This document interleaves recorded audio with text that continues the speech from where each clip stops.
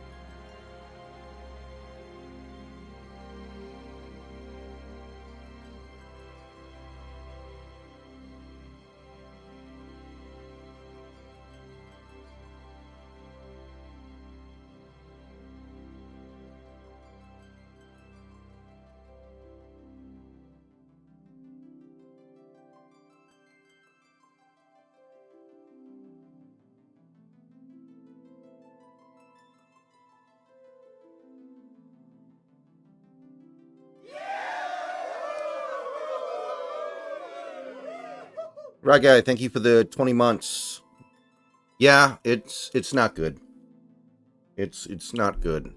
This is going in a very bad direction. I don't really know what else to say about it other than that.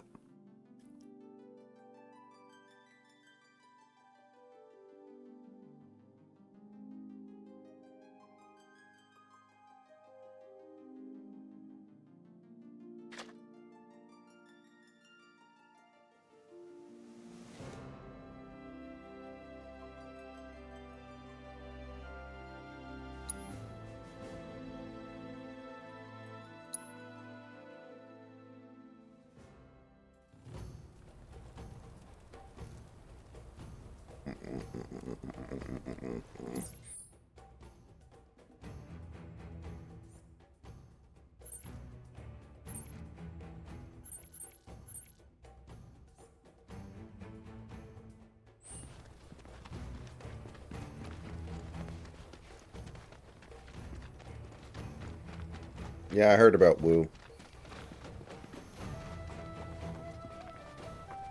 It's just bad right now. Beneath our veil, bound in stacks. Hearken to the wisdom of the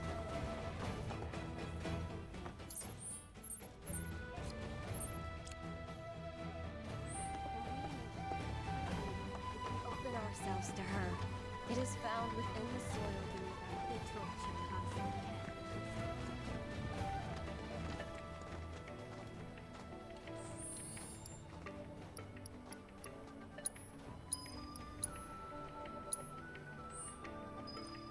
Oh, okay. Those should be pretty doable.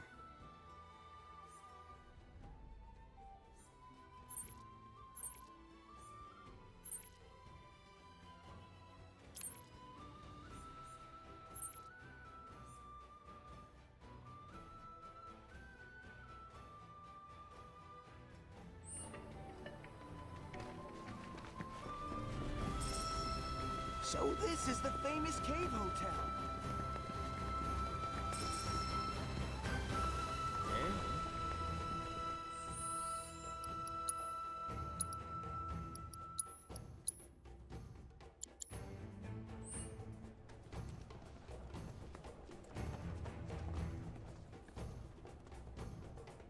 By the way, snacks will be here in not too long, I believe.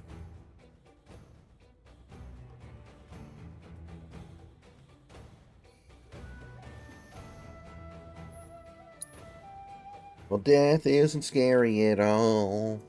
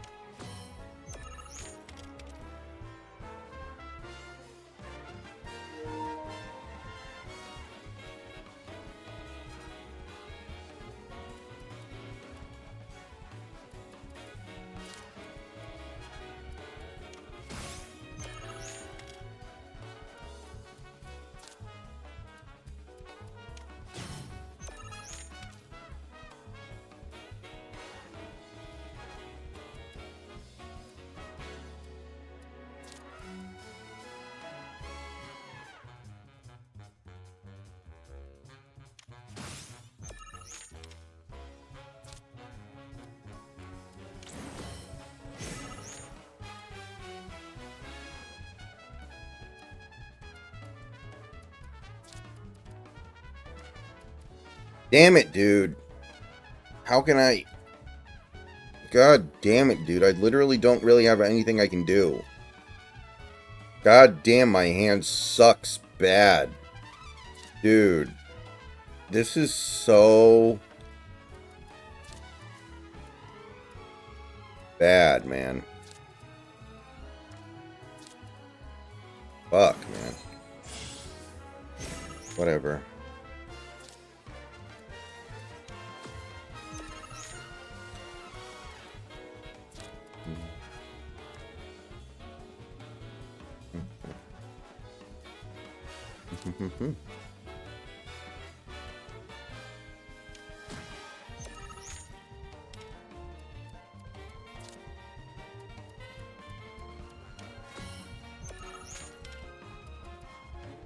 My God, my draws are terrible here. I might actually still win. But my God, that was a hideous fucking round. Everything I needed was buried.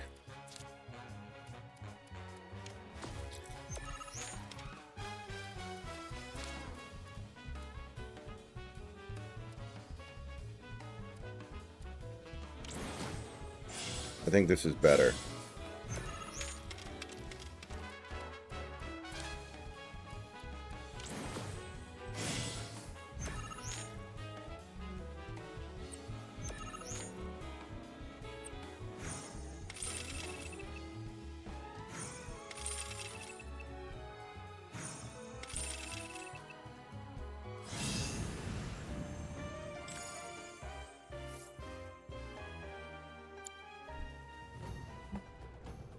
Put up a good fight, though. Hang on. Are you ex-military, too?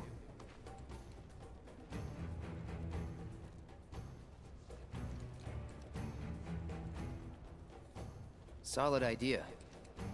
Good luck with that.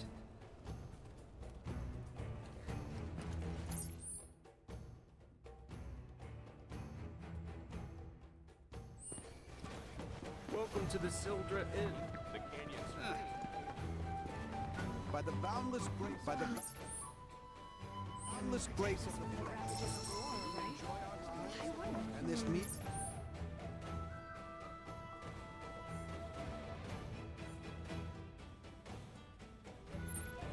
Before us, from our brethren are we given life, and unto him we offer our thanks to the There's war brewing out there? If you're wondering where the name Sildra is from, it's a legendary dragon featured in local tales.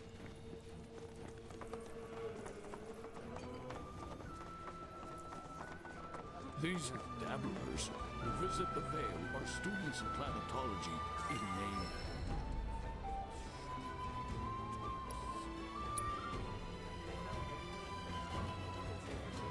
They may even come to embrace the teachings. Doubtful. True planetological enlightenment shall forever elude their grasp. They cling It to said that these caves were by the boundless matter what happens, the planet will keep us.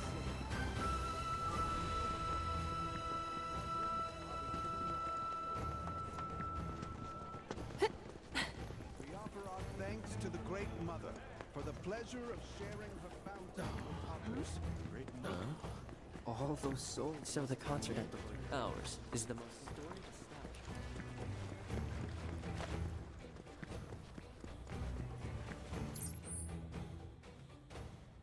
A peanut jig of your own, yes. A peanut jig of your own. the torch of Cosmo Canyon whispers. Hearken to the wisdom of the planet.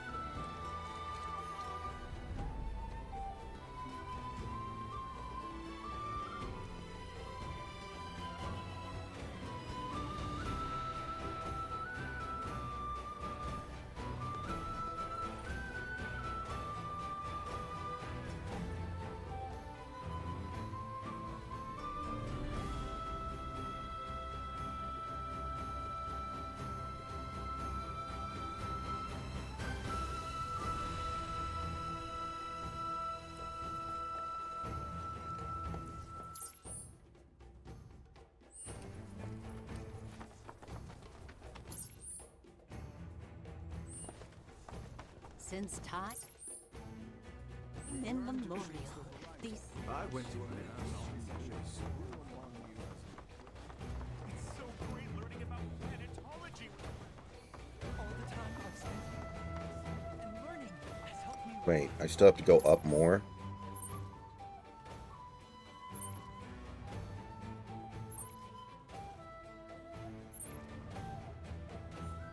Okay, let's go this way first then. A seminar is in progress.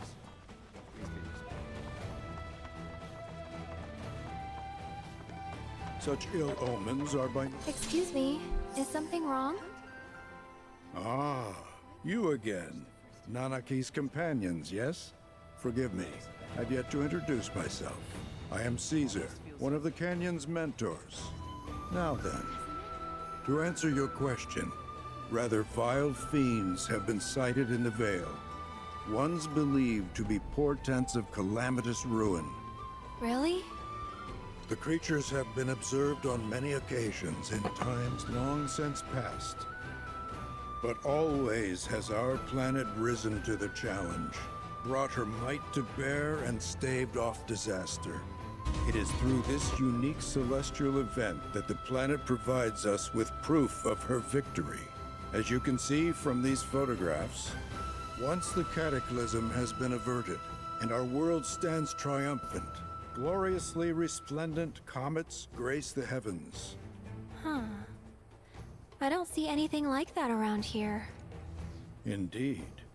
Though it should be said that none of these pictures were taken close by, but rather far from our current location. Perhaps we simply You just need to cannot come up see with the a peanut miracles jig of from your here. own. The Yes, a falling peanut jig stars of may your have left their own. marks in the skies elsewhere. I We're don't know gonna what go that look for peanut's them, saying or right? what that fellow over As if there you is never saying, take but, no for an but I think answer. you should try to win back the Truly? marketplace with a more You would do competitive this business for model. us? It would be a great weight off our shoulders were you to find them. If you How are you doing? serious, I suggest visiting the 3 locations I'm in alright. which Man, the that episode fiends was were a last banger. seen. That was a The instant signs we classic. seek may show themselves there. They finished strong. That ended up being my Use favorite these episode of the reference season. materials and Really? this recording instrument. Yeah, it was tremendous. The Photograph fucking the Yeti shows cards up. you spot. He's Right. like, did you leave this thing? And he's still fucking screaming. He's like, did you leave this Blessings thing on of my the property? planet be upon you. I mean, I liked it, but I definitely didn't think it was better than the episodes that started the Who would season. like to The speak first next? 3. I used to work for Shaw. Up until I a few fucking years love the ago. Bill Nye thing, though, because it's like, That was so It's a dangerous fucking job. good. he doesn't sound like Bill Nye. He kind of looks like Bill Nye. He doesn't act like Bill Nye. He's not performing a service that is particularly native to Bill Nye. It's just like they just randomly just... It's like a Family Guy joke, kind of. Seminar is in progress. Almost. Well, because they had Bill Nye was being voiced by Chris, Yeah. and that's one of the famous bits from Oni Plays is that Chris, Ask you um, this, who among you has Zach does amazing impressions, the universe of the soul?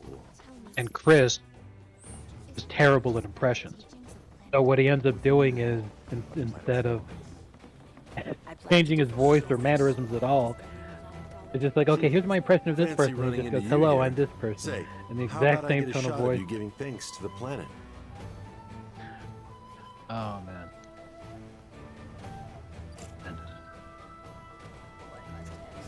The canyon But I is also found... famous But, for yeah, its that was like a unparalleled view of the well starry done night sky. Family Guy I made joke sure or to bring all something. my Bill night Nye shows up, photography doesn't equipment look along. like him, doesn't Can't sound like sleep until him, I've got the doesn't perfect act like starlight him. shot. Just let me know Like, if you Bill find Nye a good isn't photo associated spot. with singing. He's not associated with, like...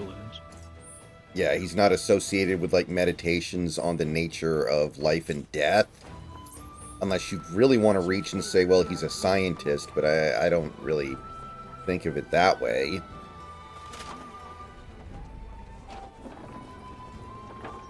And I fucking love when he gets electrocuted. He seizes up in a way that is very realistic to how actual electrocution victims seize up. Like, his body just kind of folds up and he falls backwards. Yeah. Tremendous.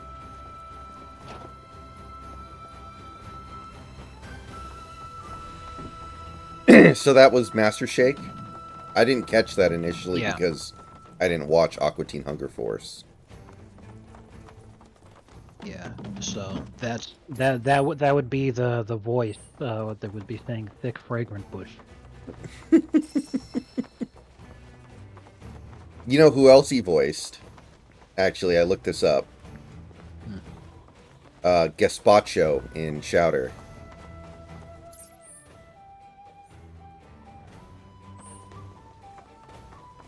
How about that? War and the planet's will regarding it is the subject of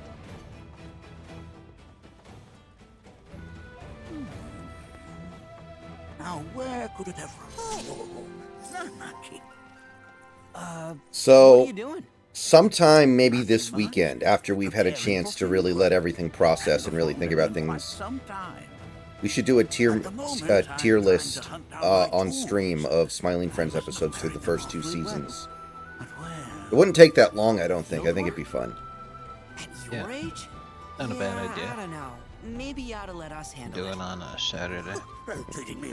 Well, death isn't scary at all. Whoa, whoa, whoa. It's perfectly natural.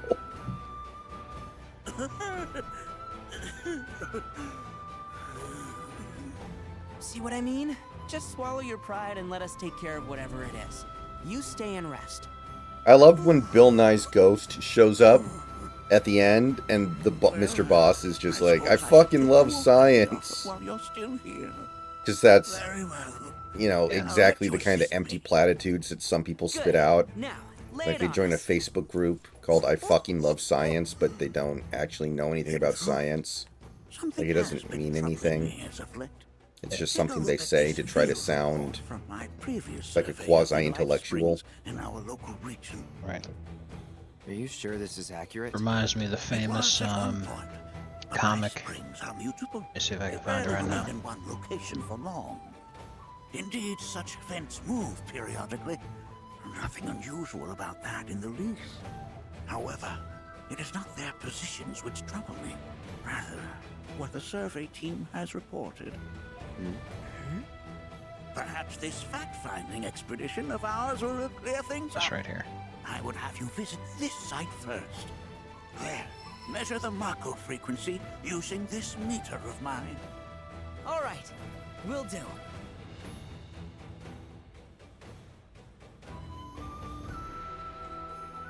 Right, exactly that kind of stuff.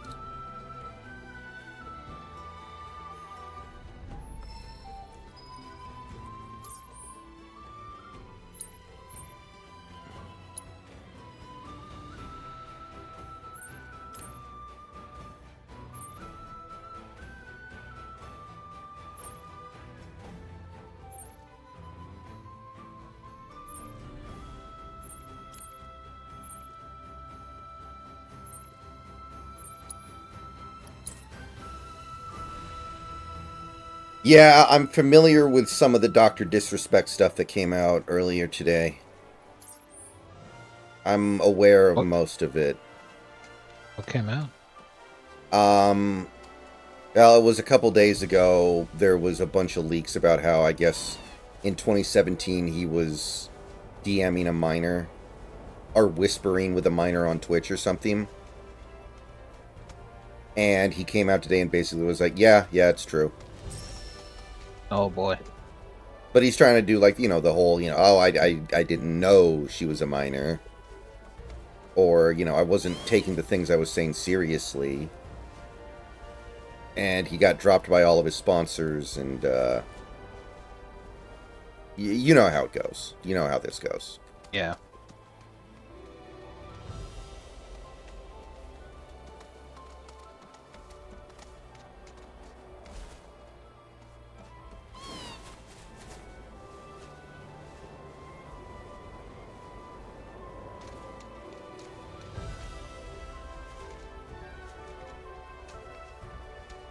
So, yeah. He's probably toast. I can't imagine him making a comeback from this. So,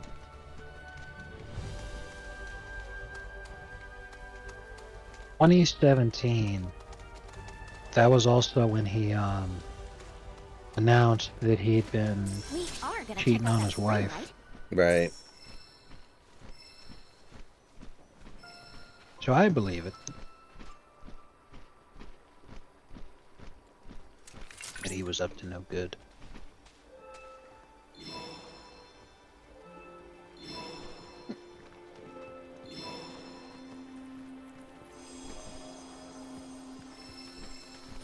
Debating getting something to eat right now because I'm like I did eat, but I haven't eaten anything today. So what I just ate is the only thing I've had to eat today, and I'm still hungry. All right. Do what you have to do. Cloud, by analyzing the life You actually spring have data, money now. I was able to so you can locate do an things old like that. Republic transmitter chip. First, My look feet are for a fucking weathered old killing ship. me, dude. I Then walked scour so the much surrounding today. area. I trust you'll have The no whole trouble day, finding this I just distinctive did a landmark. walking activity, which I haven't done before. Oh my god, I must have walked like 10 miles worth.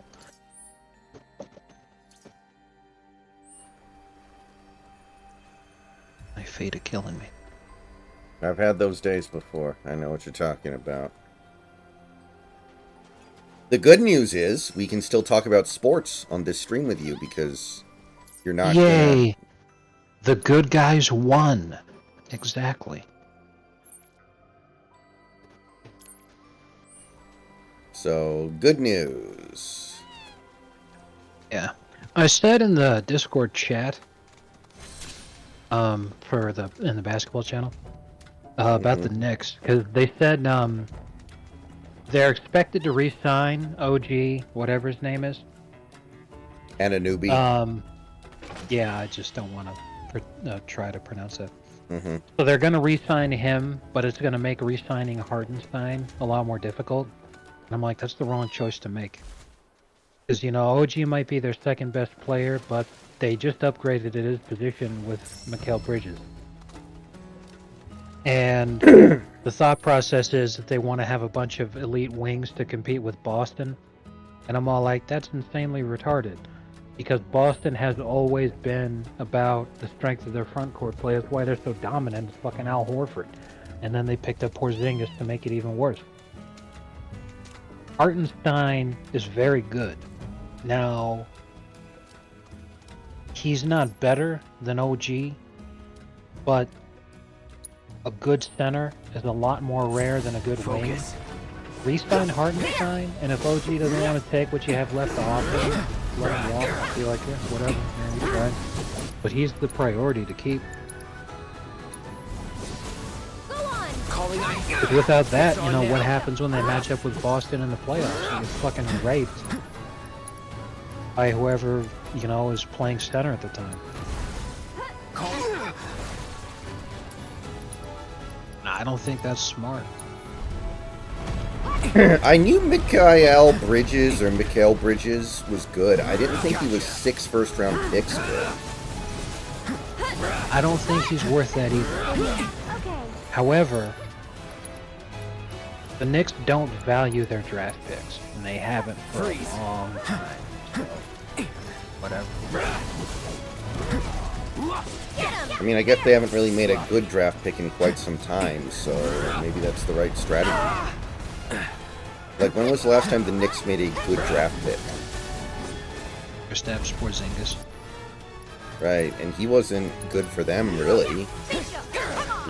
Yeah, he was a great player, but he's been injury prone throughout his entire career. The reason he kind of struggled and why they moved on from him is because they drafted him to be the number 1. But as he just proved, he's way better than number 3. Mm-hmm. And that's because you can't draft a guy to play defense and be the best defender on your team and then also expect him to be the primary scorer. That's just fucking hard.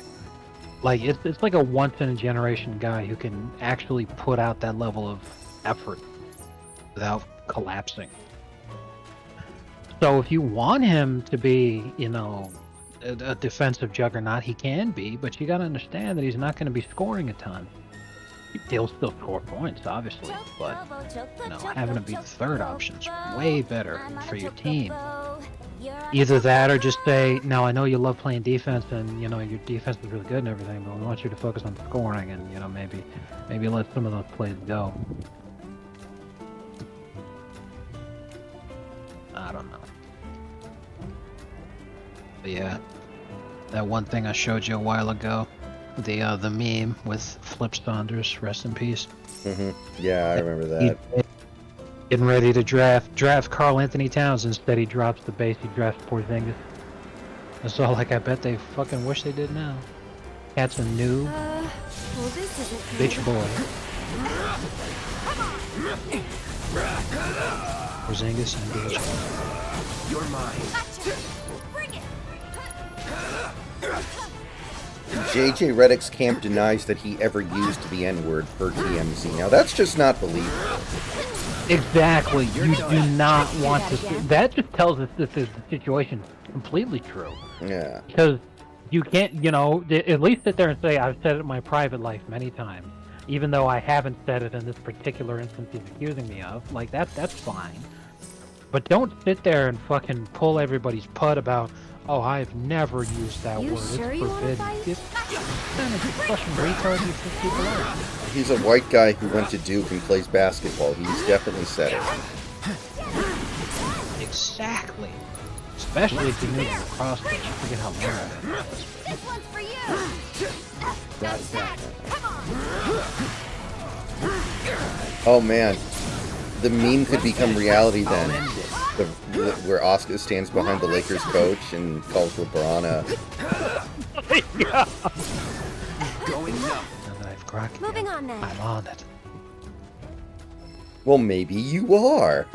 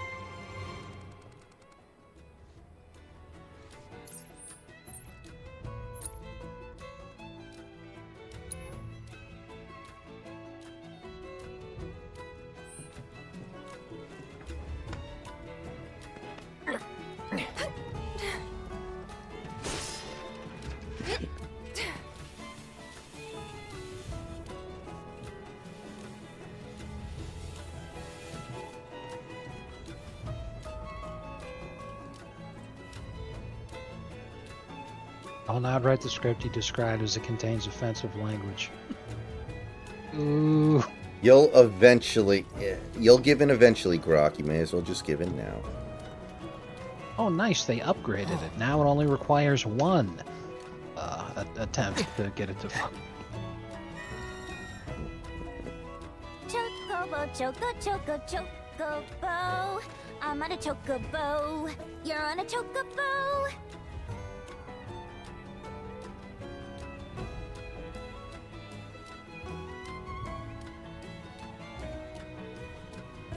Barnacles.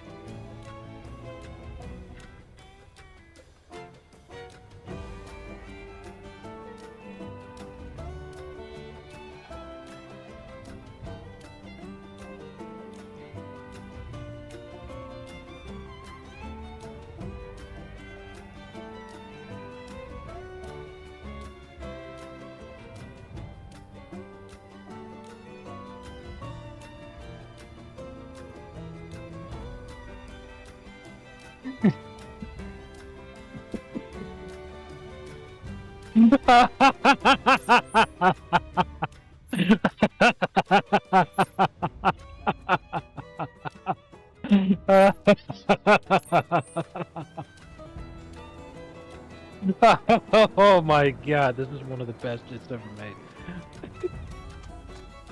Holy shit.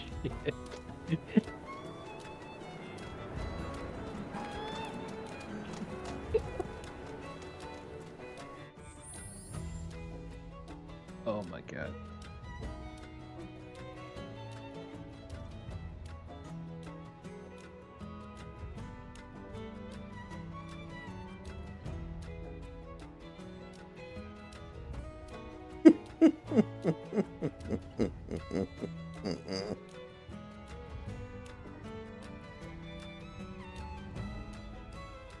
Oh, Jesus. Did you tell it to make LeBron cry? Yes. Okay. I was about to say, I'd be kind of surprised if it came up with that on its own. Oh man. What?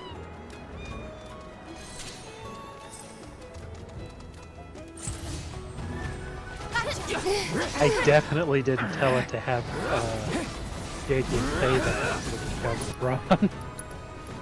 I was like, whoa. That's it. You're mine.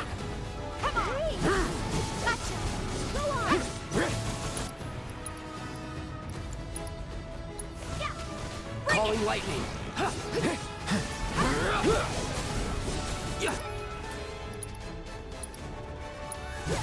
Let's make it hot. Now. Ready? Nice.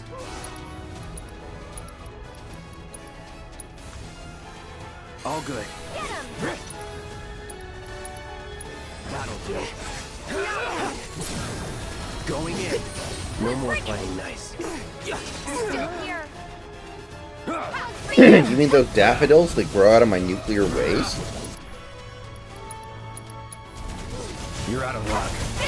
Gotcha. No surprises there. Pim's like, oh, don't know why I didn't notice that. So he still hasn't gotten his eyes checked, I guess. Exactly.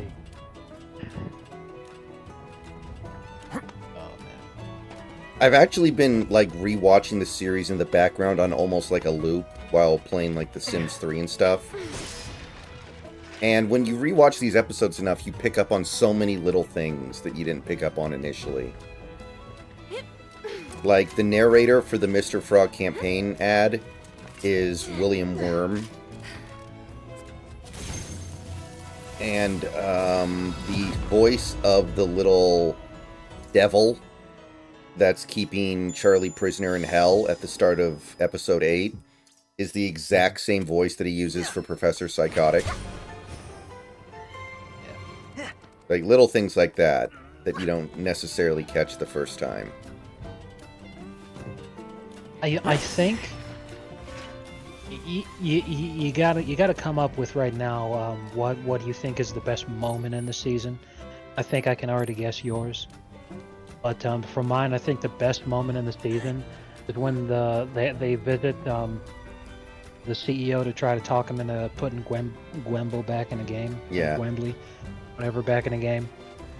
So then the little receptionist comes up and she's really tiny, she's website. And she goes, CEO will see you now. And Alan's just looking around terrified, and then he sees her and he just picks her and her fucking teeth fly across the floor. He's like, what? She startled me. Man, that's tough. It might be Whatever I Do Now is on left. That was an excellent one also. My guess for you, I thought you were going to say your favorite moment would be the landlord's spiel. Yeah, I think that's really good. Philip would die at soon. You're mine. That's that. I'm gonna be the money president. That one might actually be it now that I think about it. Man, that episode's fucking good.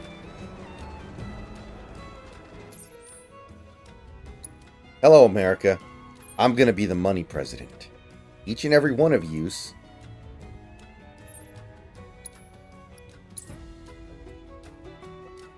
And I'm like, President Jimble, no, you can't do that. You'll crash the economy. Oh, okay, everybody needs to give that money back to the government. It's like, you haven't sent it out yet. Like,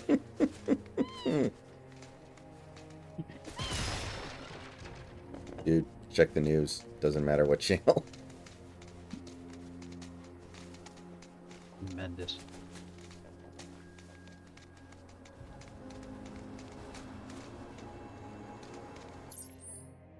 Sorry, I didn't mean to do that. All better.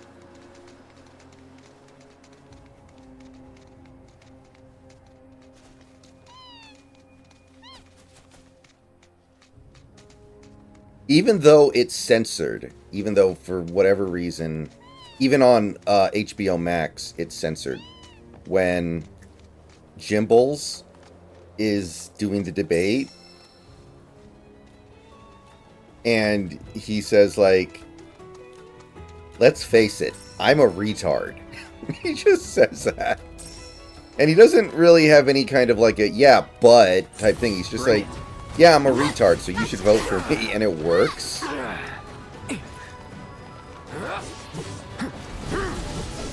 the saying goes, you may be a retard.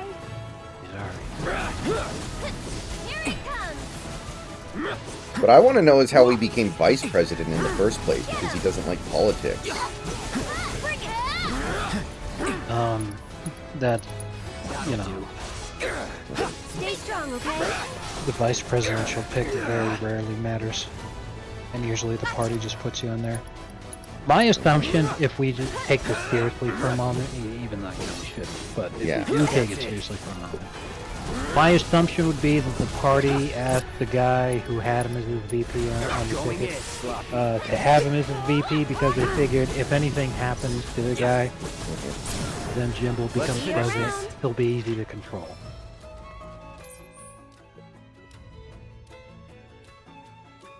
Which would have been right, except he just ended up being too stupid. Right. He was actually impossible to control. He just did whatever.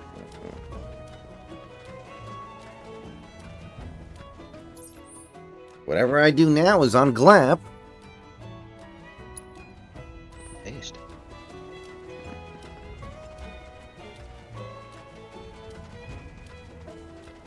Do you think they'll do another joke episode like the Brazil episode from season 1 at some point? I hope they do, but there's no guarantee.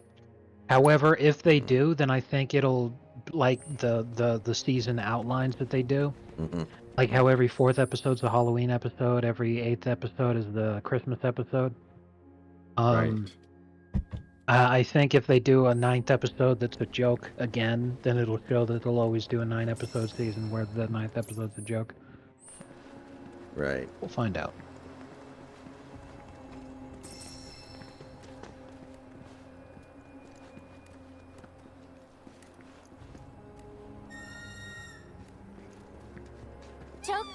Chocobo, choco, chocobo.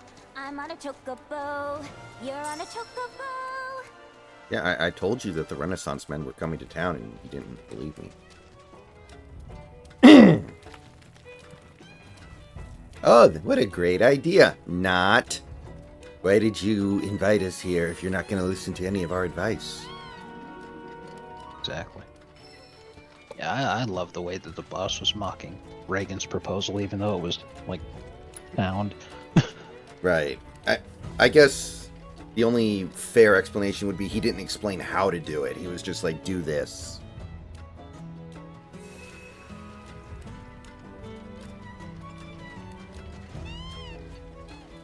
I'm down $2.4 billion since that company moved in across the street.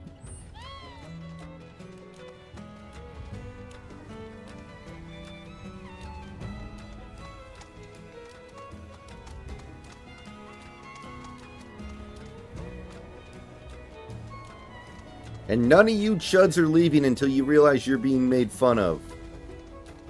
That was fantastic.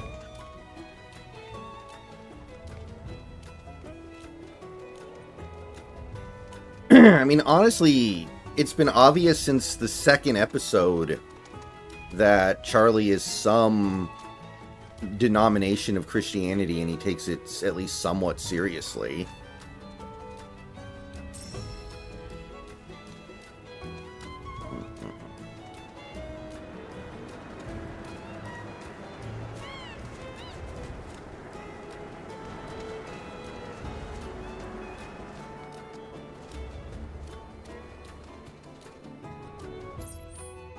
Last thing I remember, she was sucking the soul right out my asshole.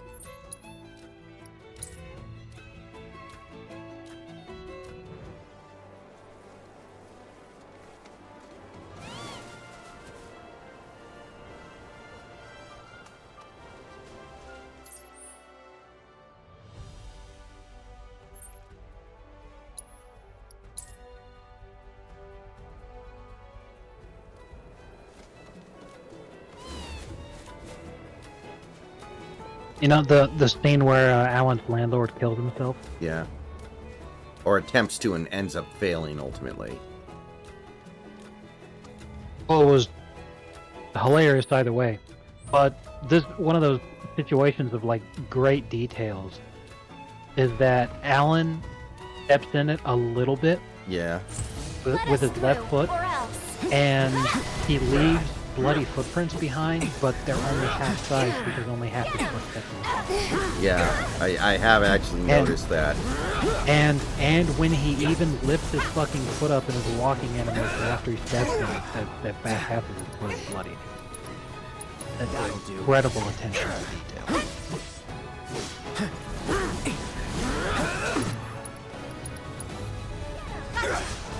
I did notice one thing that is one kind of continuity error they've actually made, which I picked up on after watching the Salty S. Simon video episode like 5 times.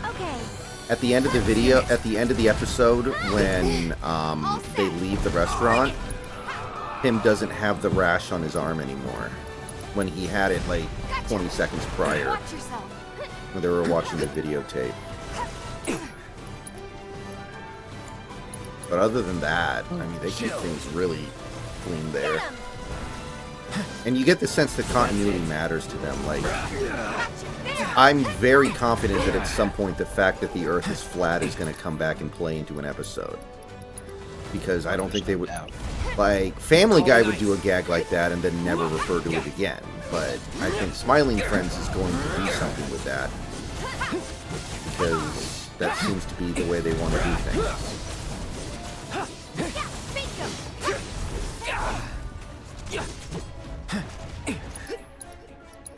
That'll do.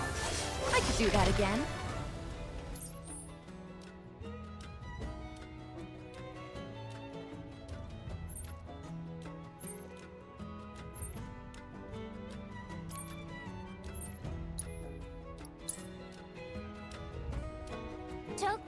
Chocobo, chocobo. I'm on a chocobo. You're on a chocobo.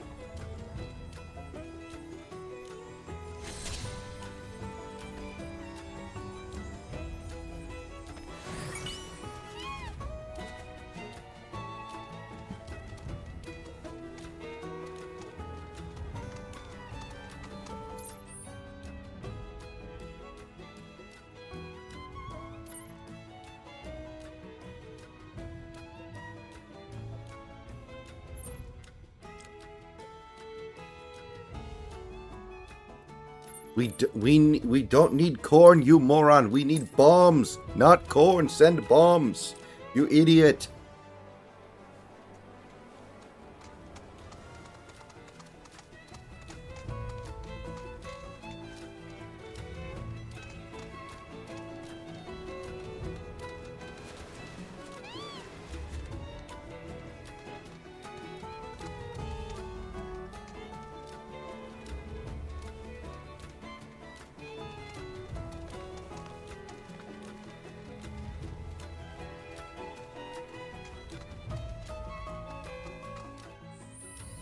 All right.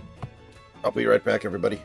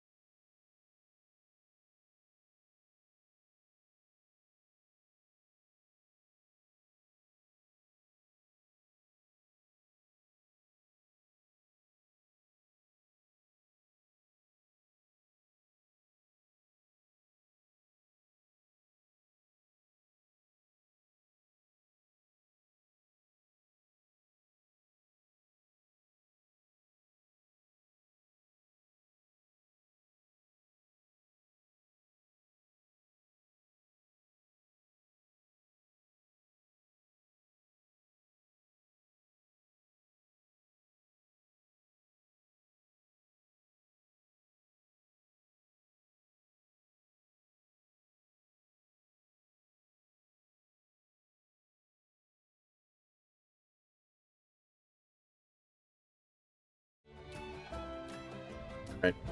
We're back.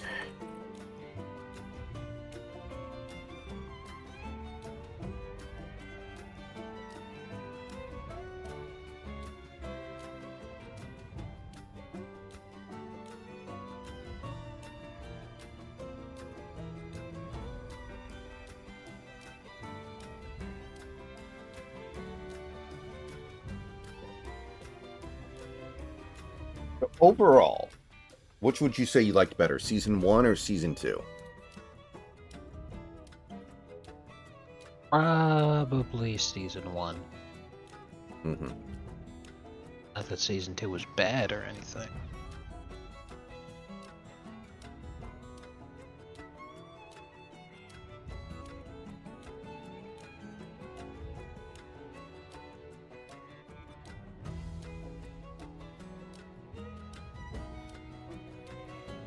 I'm gonna have to think about it for a second. I will say this though. The Halloween episode in season 1, I don't think is very good. Like, about half of it isn't even really trying to be funny. Yeah, half of it's just him getting chased around. I do agree that the Halloween episode from season 2 was much better. Mm-hmm. Definitely.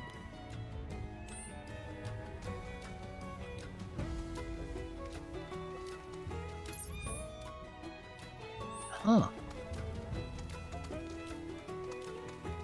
I didn't know this. When Michael Jackson was being tried in his criminal case, the children describing his penis was not entered into evidence. Easy.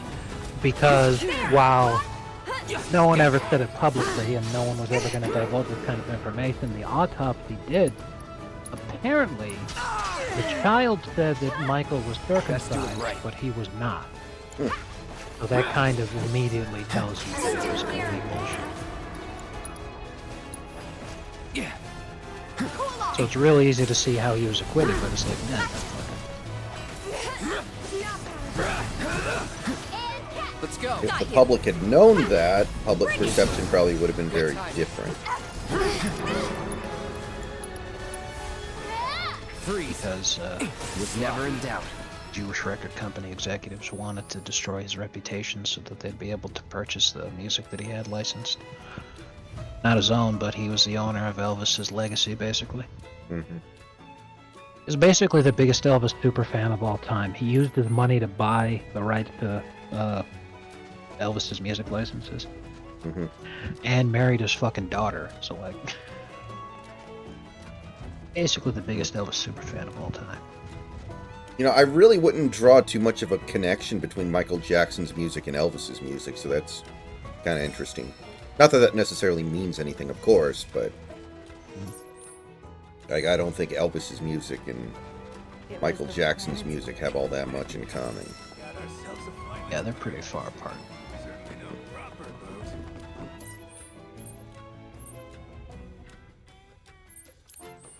Well, death isn't scary at all. Oh, it's perfectly natural.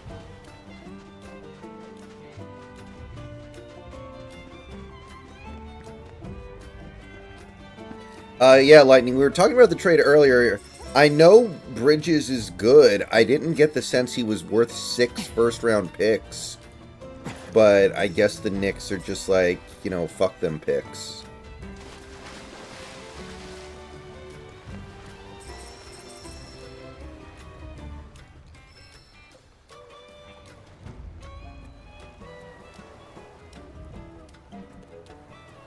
Oh yeah, it gets even better. The first accuser that started this whole fucking shit, the kid was Jewish. And his Jewish family just wanted the payday. They were hoping for the settlement. My god, it keeps getting better and better. Okay, so I'm looking at Knicks draft picks.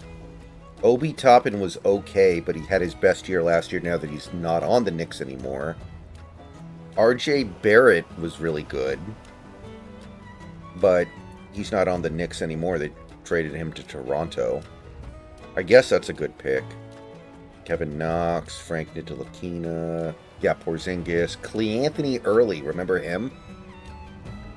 Oh yeah, I remember when Knicks fans called him Clean Anthony when he had a good game. Tim Hardaway, I guess, was a Knicks pick, but did he do anything there? No, he Tim was only Hardaway there. Jr. sucked He was only there so 2 much seasons. ass. Yeah, he sucked so much ass on the Knicks. It was outside of the Knicks he became decent. I'll be right back. Yeah, the Knicks are not a good drafting team. Probably not Lightning. I don't know why they would keep OG now.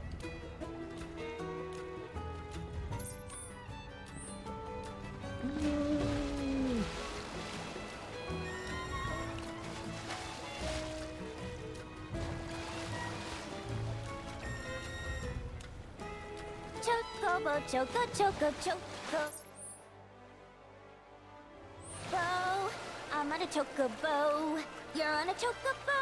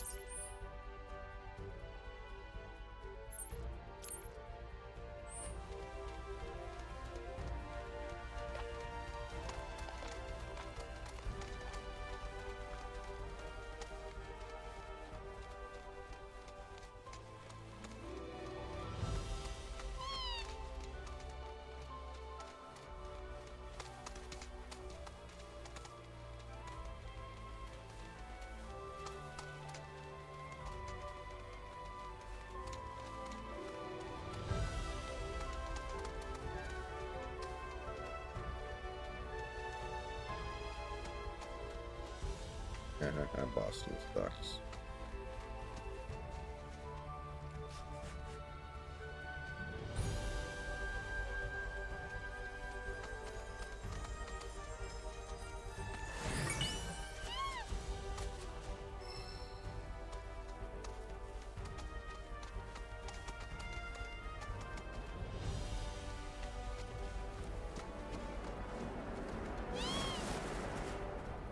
Here we go.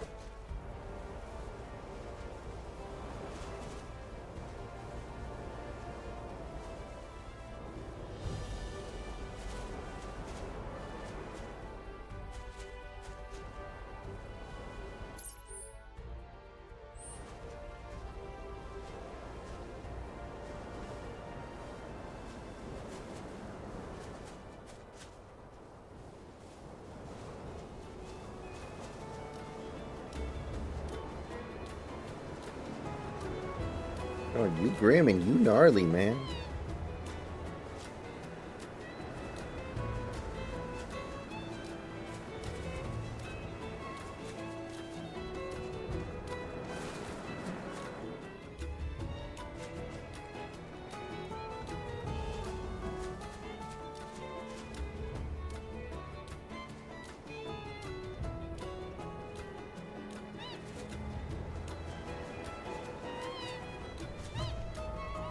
Get out of my head. Get out of my head.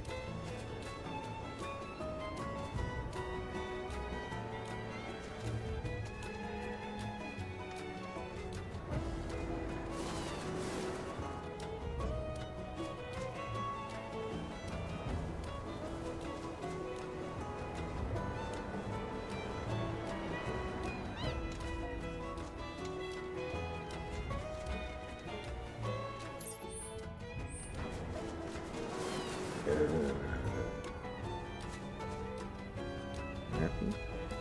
Not happy.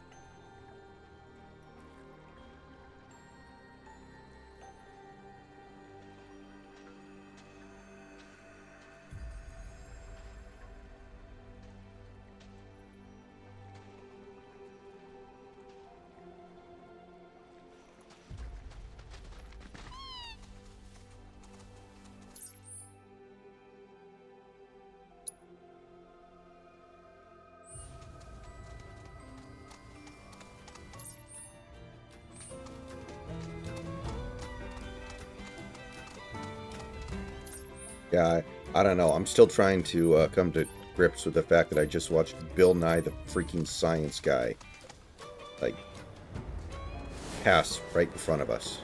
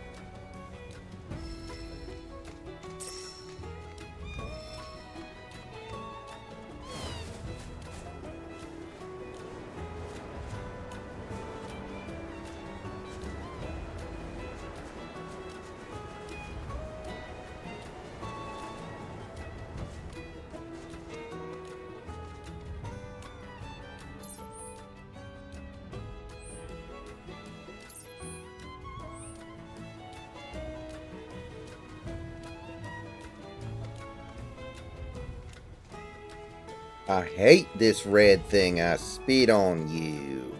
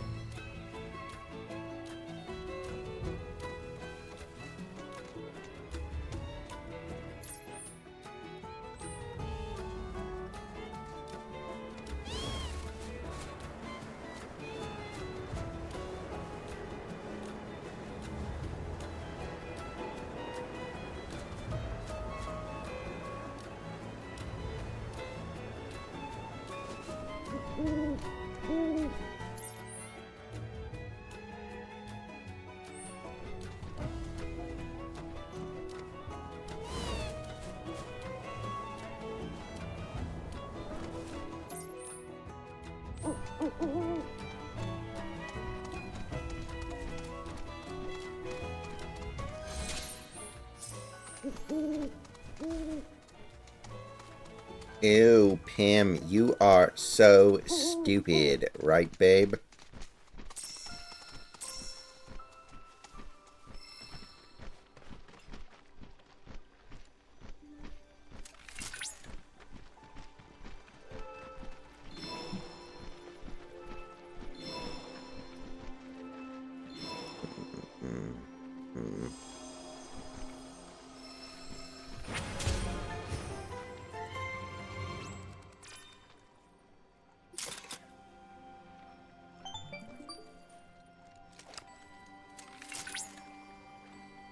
Cloud! Upon analyzing the data from the Lifespring, I was able to locate a new transmuter chip. It's buried in some nearby mountain ruins. Currently, a survey of these ruins is in progress, but we suspect they were built by the ancients, or others like them. Perhaps you could conduct an investigation of your own while looking for the transmuter chip.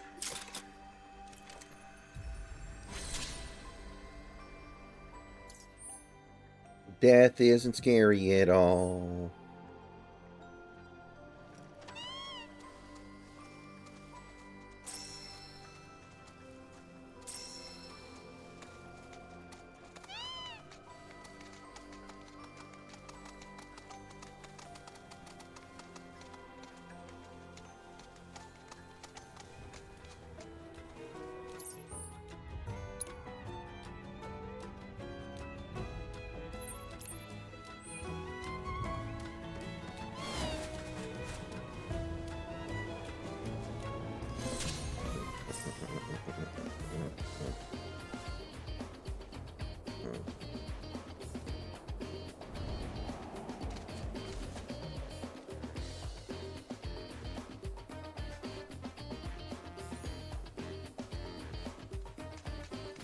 Well, CEO, we'll see you now. What? You startled me.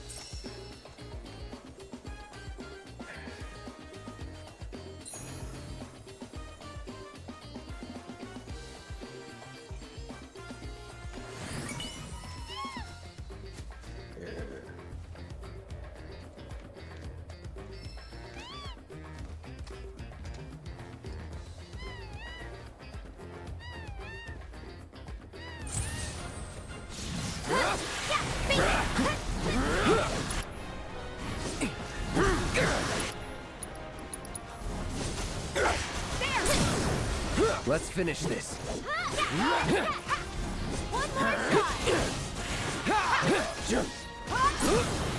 Going in.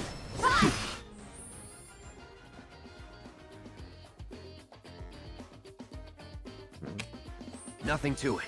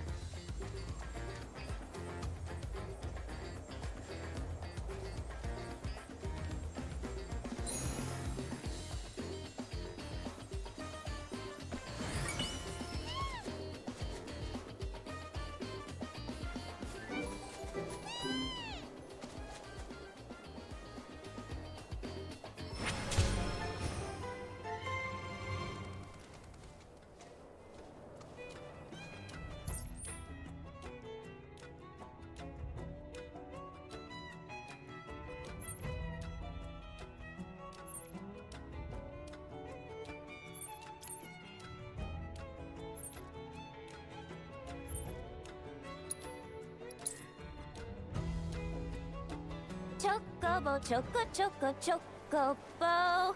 I'm on a chocobo. You're on a chocobo.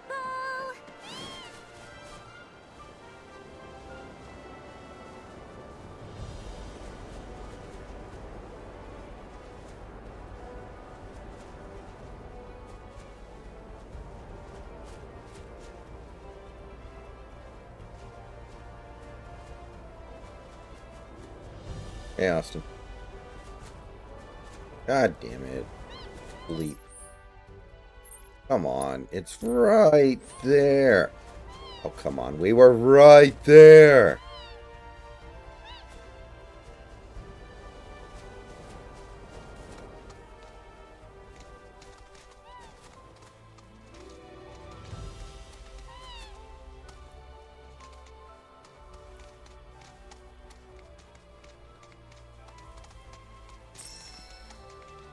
Yeah, somebody just brought up a great point on the whole Dr. Disrespect thing. Mm-hmm.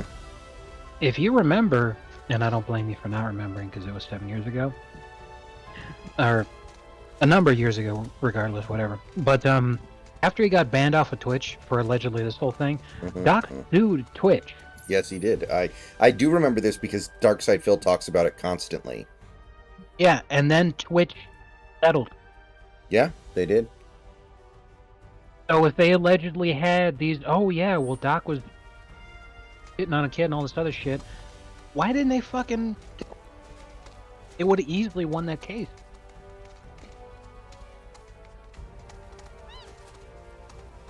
I just can't believe he admitted it. Right. Yeah, that was brain dead. But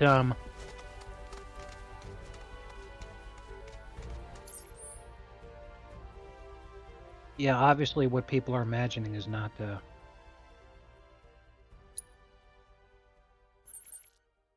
really the case, because if it was, then Twitch wouldn't have settled.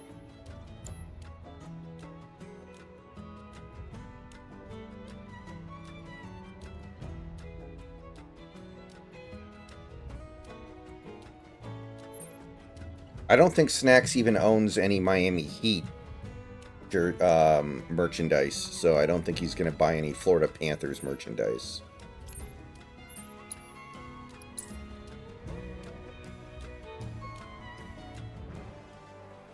I have one away jersey and a hat. That's it. Is it the home or the away?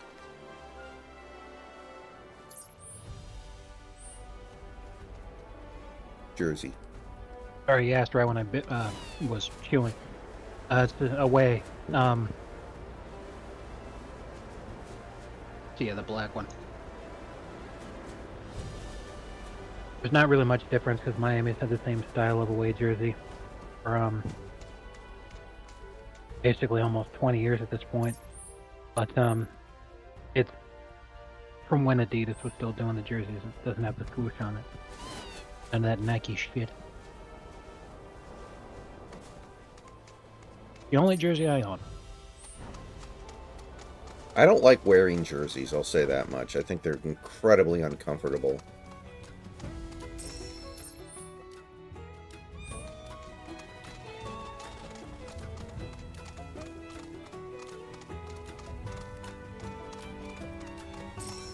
Yeah, the only times I wear it is during the finals.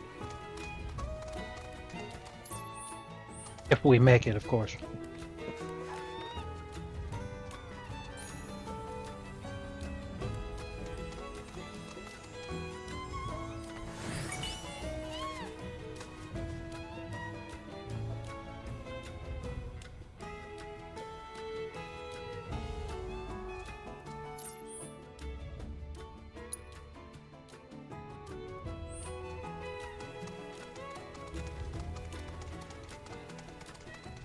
Yeah, Darksidefield talks about Dr. Disrespect suing Twitch all the time. Because he always says, because he got kicked off the partner program. And he always says, like, oh, I wish I could sue them, but I don't have enough money to do it. I wish I could, you know, he always says, you know, just like Dr. Disrespect did.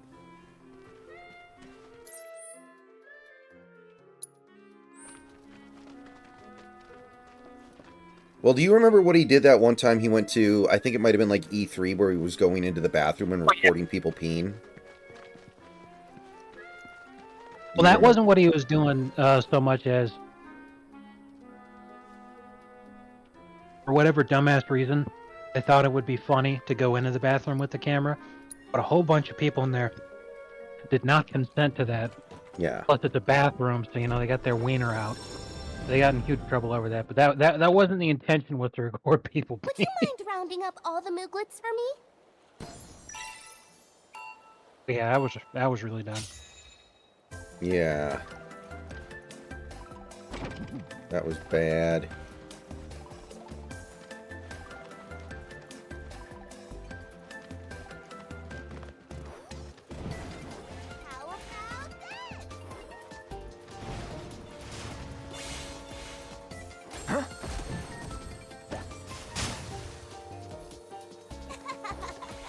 Everyone's dragging the 49ers on social media now.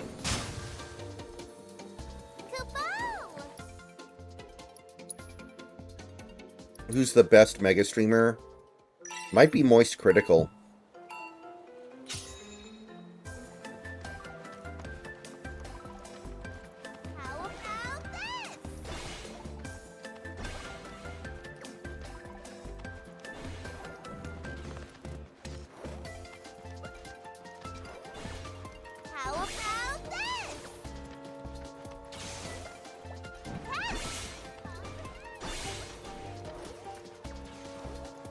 I mean, I feel like Moist, to a certain extent, is kind of cheating because he never talks about politics ever. And if he did, he'd probably end up saying something that makes somebody like him a lot less, or not like him at all. But whatever. I can't say that he's wrong to do that, but it definitely makes things easier.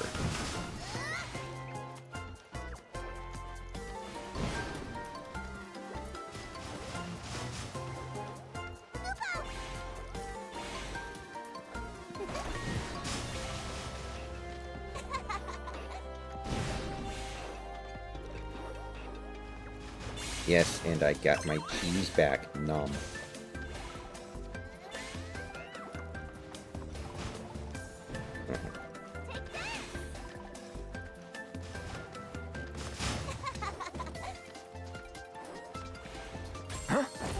Unless one of you took it.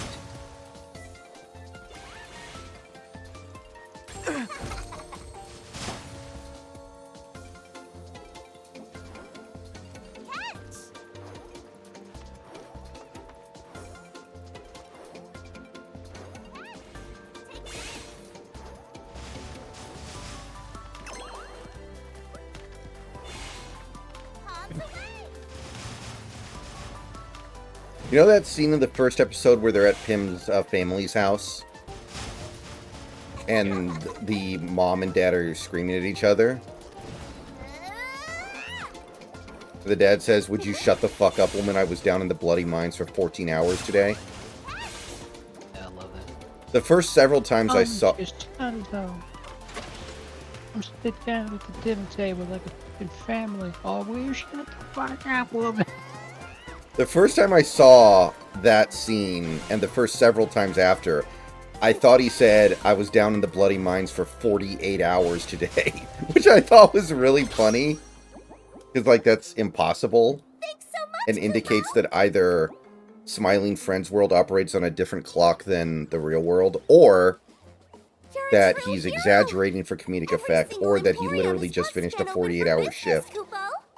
But I think it was just because of his accent, and he actually said 14 hours. To folks all throughout the world, Kupo. But I think it would have been really funny if it was 48 hours. Passed down to their children and their children's children, and so on, for countless generations. One day, these Mooglets Oh, will would you inherit that shut the legacy. fuck up, woman? I was down in the bloody mines for 14 hours today. Before I forget, I have a super duper amazing present for you to thank you for all your help. You're gonna love it. Kupo?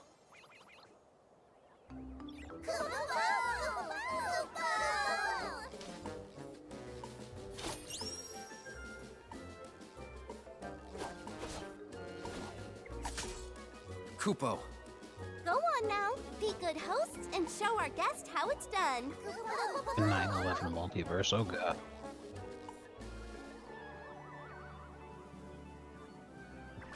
If he can figure out how to beat the Nuggets, then I'll call you the N-word too.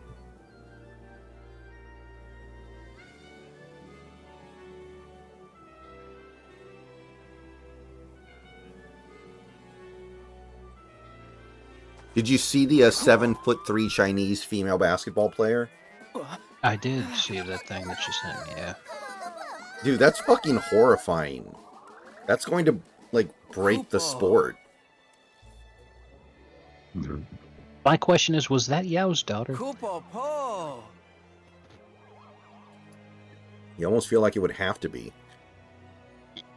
Unless, like, she's the product of human testing somehow. Well, if the Chinese government wants to create some kind of Chinese and American hybrid for basketball purposes, I would be happy What did you to. think? Not bad. Kupo. But yeah, she's just so much taller than anyone else on the court. Yeah, it really is like Kramer doing karate with all the Now that little we've been kids. reunited, the Mooglets and I will continue our efforts to spread joy all over the world. So if she ends up in the WNBA, she will be the tallest of all time. However, Come see for yourself. it's not like completely outrageous because the previous record setter was 7'2", so she's only an inch taller. There's a 7'2" woman? I did not know this. Wow, that's fucking crazy. I'm looking at an article right now, the 45 tallest WNBA players of all time. Number 1, Margot Didek, who is the 7'2" one. Was she any good? She is the only 7-foot player to ever be in a WNBA game. So that Chinese girl would be the second one.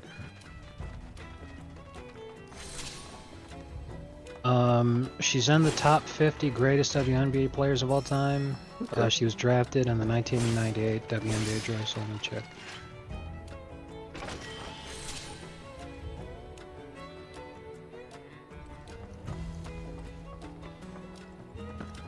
She literally never won a season award. She never won Defensive Player of the Year or anything like that.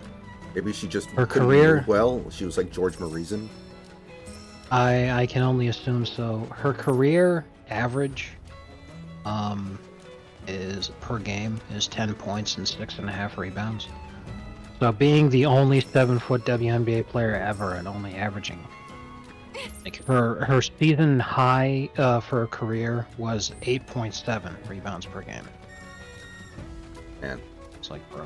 He must have been like Boban or something, just not agile and mobile or something. And there's tons of available rebounds too, because again, WNBA field goal shooting percentages are way fucking lower than they are in the NBA. So while the NBA might have like, like a team gets, a total of 40 or 50 rebounds a game, the WNBA, it's like, bro, you should be getting like 70 or 80. Fuck. Uh-oh. Ill omen, 12 o'clock. Because they're just missing so much more. Sorry, but we're in a rush.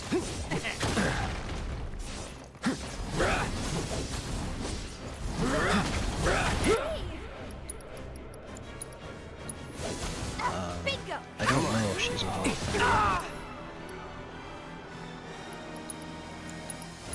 I would assume not. She's 24th all-time in career rebounds. So she's kind of like the WNBA version of somebody like, I don't know, what would be like a good example of like a center who's, good, but never got to that all-star level, like somebody like Omira Ashik or something. She is the all-time career leader for blocks in the WNBA, at least. Okay. That's something. By the time she retires, Brittany Griner will almost certainly replace her, though, because Griner still has 101 more blocks to tie.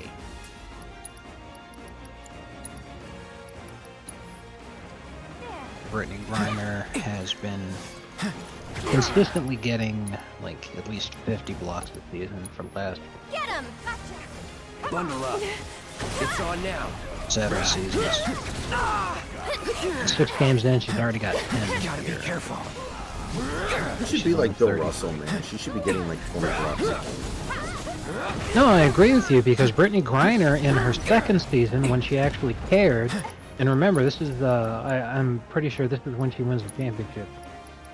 In her second season, she got 129 blocks in the season. Now, I'm just gonna check because I suspect.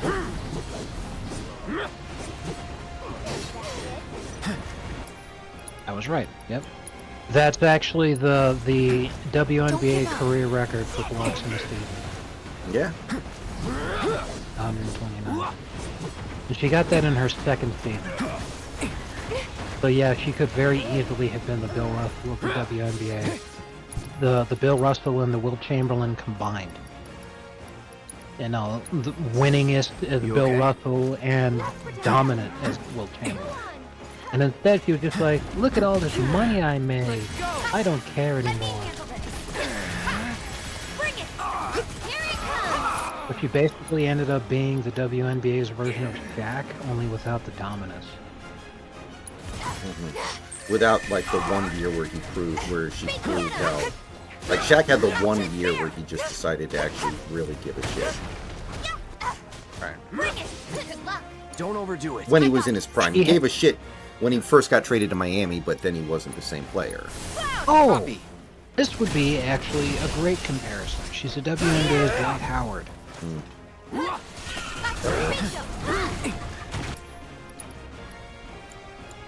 Hey, the finals twice, won once. Pay attention. All anybody thinks when they look at her is, man, that could have been way better than it ended up being. Absolute phenom when she was young and then just stopped trying. Yeah, and also Dwight never won an MVP, although he probably should have when Derrick Rose in won. 2011. That's especially as we get further removed from the event, more and more people just look at stats and stuff, and then they think, "Oh man, that it should have been LeBron's because I'm a LeBron stan," and blah blah blah. It's like that. Rose didn't steal LeBron's MVP; he stole Dwight's.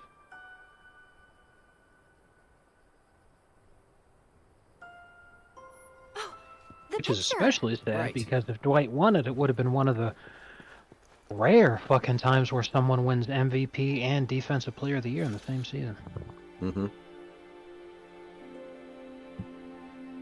So yeah, Margot Didak, 7'2", the only 7-foot player in the WNBA.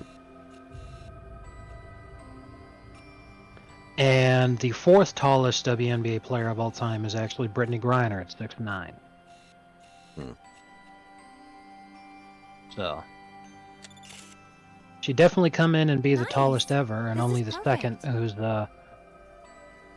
more than 7 foot tall. But based off of how Margot Didak did, I don't think that just being tall is actually going to get you anywhere. Yeah, you've got to have some degree of athleticism. Right. Oh, you know, while that highlight looked amazing is because she's dominating a bunch of girls who are fucking half her size. Yeah, I'm assuming the average. I'm assuming the average Chinese woman is like fucking 4'11" or something. Yes. And with fucked up feet.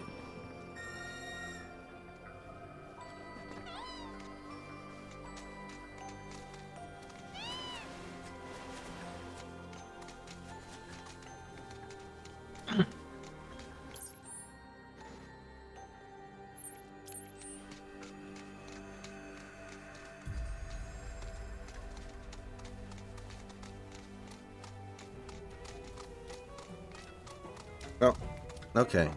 Who's the best mega streamer? My first question would be, what's the biggest Twitch streamer? Who like has the most, gets the most views and followers, and like does anybody know like who the biggest Twitch streamer is? Off the top of my head, I don't. Is it Ninja or something, or is he You always seem to find like me, pushed no off matter his where I spot? go. Aha! Let me guess. As of March of this year, the most followed channel belongs to talking with your Ninja, mom with over earlier. 19 million She said followers. you weren't using the training facility Okay, yeah, then she it. built. Okay, I don't know very much about then we Ninja could except he get plays Avenue her Fortnite, but exercise. I don't know if he's good or bad. The most watched streamers on Twitch for this month is, I don't even know who this is, Kai Finesse. Oh, I know a little bit about him, but I've never It's a watched any of his black streams. Yeah. He seems like he's alright, but I don't watch him that Wait a much. minute. This can't be right. This isn't in order. There's lots of other people with way more views than him. Why is he at number 1? Maybe he's getting... Oh, that's why. Because, sorry, Kai Cenat is the number 1 in the category of hours watched in the month of June. In the month of June, Twitch viewers have watched 17 million hours of Kai Cenat's stream. That's why he's, the highest. He also has the highest average viewers, which helps. But the highest total views is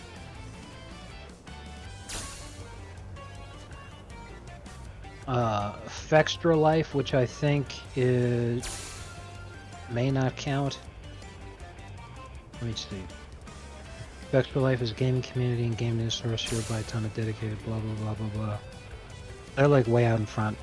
They had 2 billion views this month. And Riot Games with 1.3 billion views this month. Let's try to just look for... Okay, so the actual first person who's an actual human and not some nonsense is Ninja, who had 572 million views so far this month. 19 million followers, which is the highest on Twitch. Makes sense. He hasn't had his PewDiePie bridge moment yet. After Ninja is Shroud, then XQC, then Summit, 1G, and Lyric. And 14th, behind a number of other organizations, is Amaranth. If I were racing at the At Gold 401 million views this month, Don't let it go to your head. 6.2 I million could do what you just did in my followers, sleep. Before you start talking big, you gotta at 3.5k least average finish the views other per stream. regiments first. Okay. Gonna move the goalposts, huh? But in this month, she has lost I'll take 10,000 whatever you throw at followers. me. Huh. Wonder why. Is she aging like a porn star or something?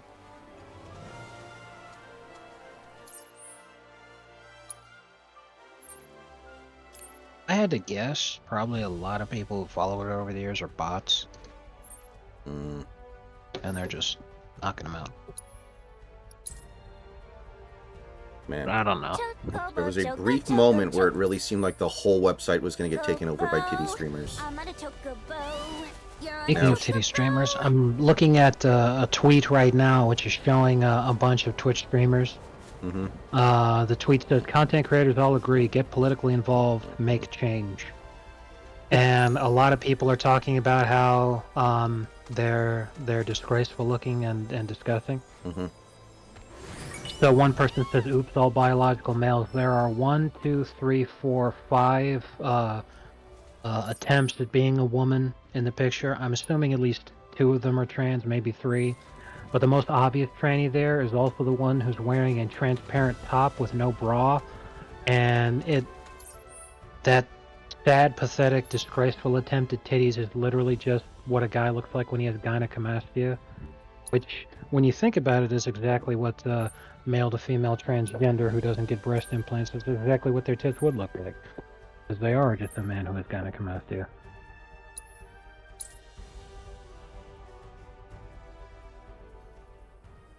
It's just wrong, man. Really, really, really gross.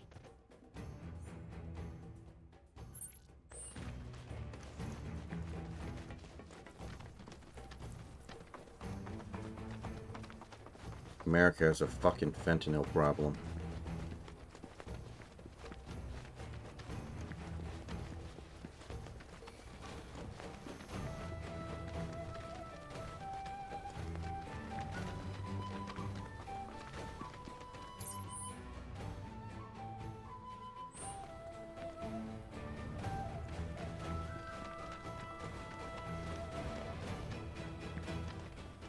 Beneath our veil, bound and stacked.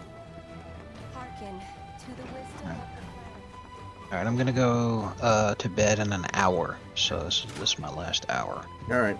Sounds good to me.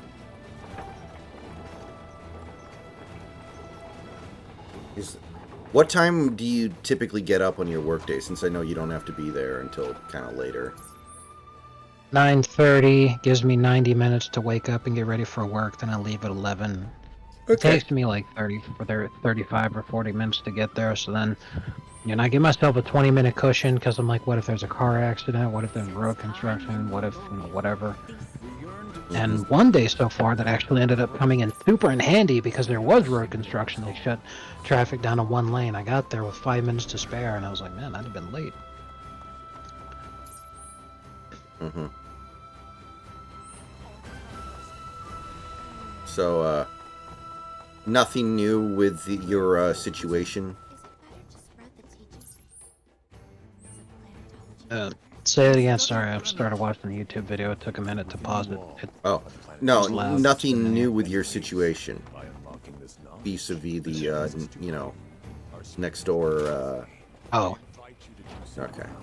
No, I'm just of the assumption that, if there's something that I need to know, they'll let me know.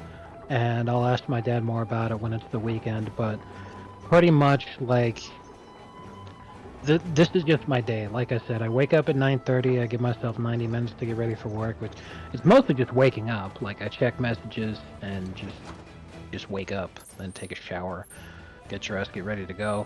Then I head off to work, and then I'm at work. So by the time I get home, it's 8. Then I usually either hop on stream, or if you're not streaming, then I'll just, like, fuck around until usually no later than midnight, then I go to bed. Yeah. So I would have been streaming last night, but the Mariners lost a With- really stupid fucking game, so I just went to bed. Oh, that makes sense. No blaming there. So yeah, I would talk to my dad about this thing, but my dad usually is still at work, or like he hasn't come home from work yet, at least when I leave. And by the time I come home, he's already asleep. Yeah, that's rough. You basically I never just- get to see him. Well, not during the work week, but you know, it is what it is. I hear you. Still trying to decide if I want to move to the facility in my town. 'Cause if I did that, I'd basically work with him. You know, we'd see each other all the time and carpool and stuff. But I'm like, I don't know, because well, I'd make $2 an hour more, and I'd be working in town instead of having to drive all over. I know that it would be way harder there than it is at my current place, and I'm like, I like that it's easy, you know. Yeah, there's definitely something to be said for that. Oh, I'm counting on your assistance. I like when the snowman's still screaming and Mr. Boss pulls out the fucking gun. He's like, "You guys better do something about it, or so freaking help me! I swear to God, I."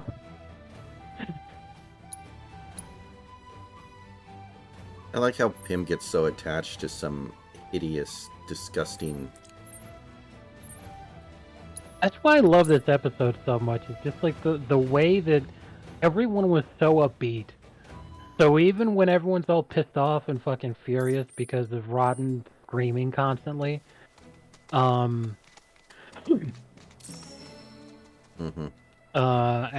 like, if he doesn't want to melt, why don't you just take him to some place where it's cold all the time?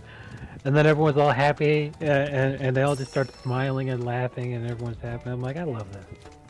Yeah, I mean, that's, I think, the main reason why the show is so successful. Except for this guy. and he It is doesn't an look adult happy. animated show with characters that don't actually hate each other.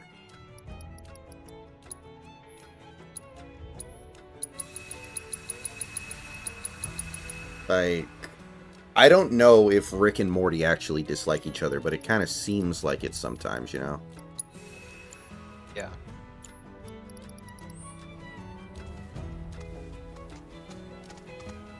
Like, having never watched the entire show, I know that there are situations where Rick, like, really takes advantage of Morty's naivety and makes him do things that are really, really heinous to help advance his own agenda. In ways that are meant to be, you know, darkly comedic, but your mileage will vary. It is sloppy, for sure. Total sloppy. Sloppy.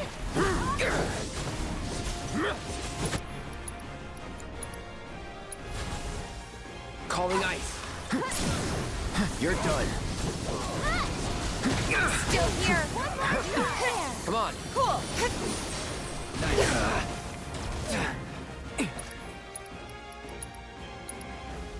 Any last words?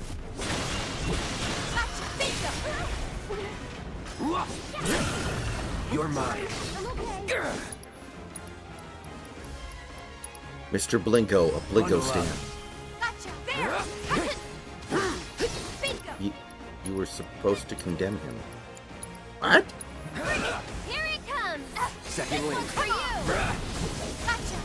Bring it. He wiped a whole fucking race of people off the planet.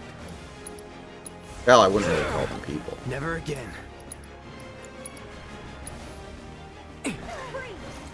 That's it. Are you saying that Devin Booker could be Delonte West's son?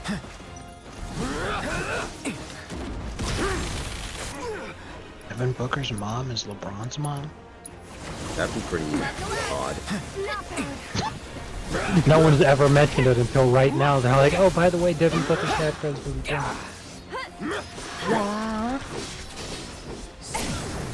Also, yeah, wasn't LeBron's mom like There it is. 50?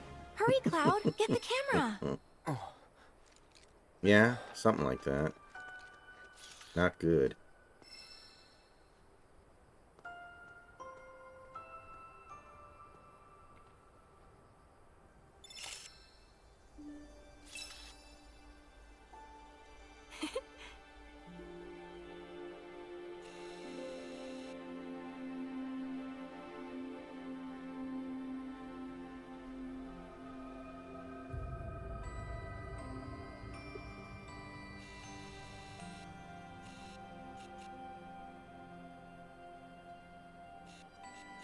Oh man. Apparently Michael Bridges has never missed a game. So everyone's like, well, now that Tom Thibodeau is his coach. Oh God. Oh man. He's gonna be dead in the playoffs, bro. Holy fuck. He's gonna play 82 games, average 48 minutes a game. He'll be the first person since Wilt to average more than 48 minutes a game because he'll play every minute of every game, including overtimes.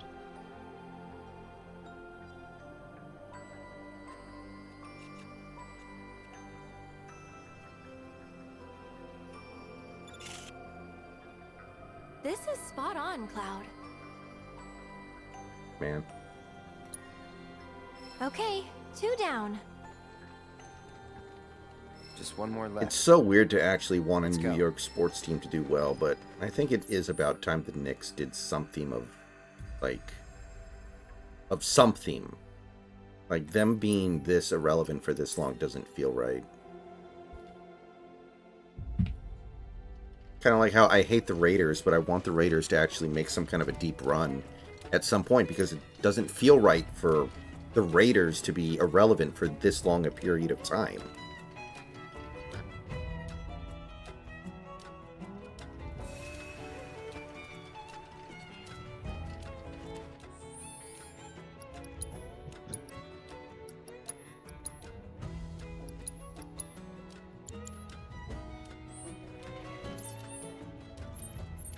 I posted my Toy Story reaction video, and a lot of my guys that I follow like it.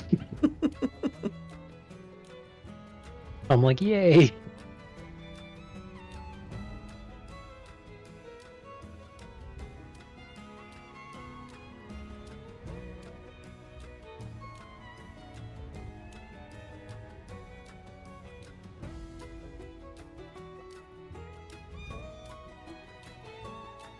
Wait, the Red Letter Media guys say the Acolyte is pretty good?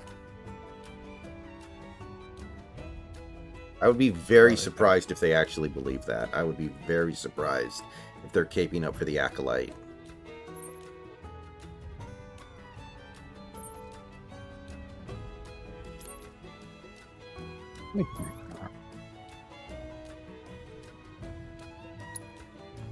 Although, if anybody out there would be like, who gives a fuck about Star Wars canon? Star Wars is, you know, the Star Wars prequels sucked anyway. I guess it would be them, but I still don't think they'd like fucking...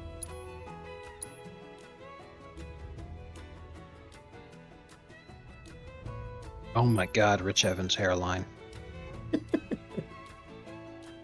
Be right back, guys.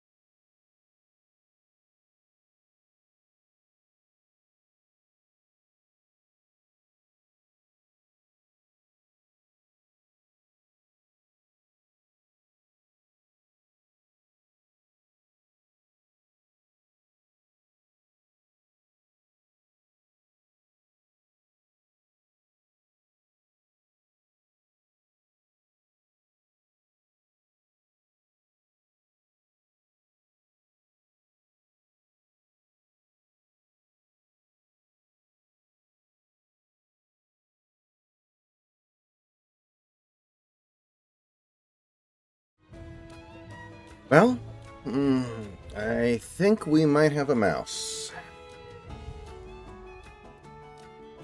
What? Oh, God.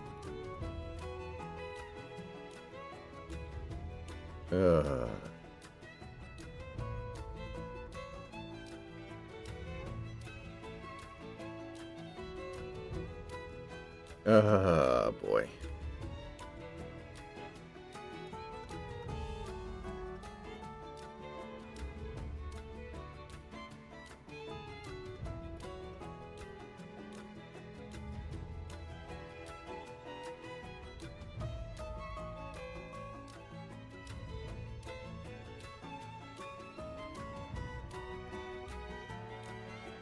I don't know what to do. Shit.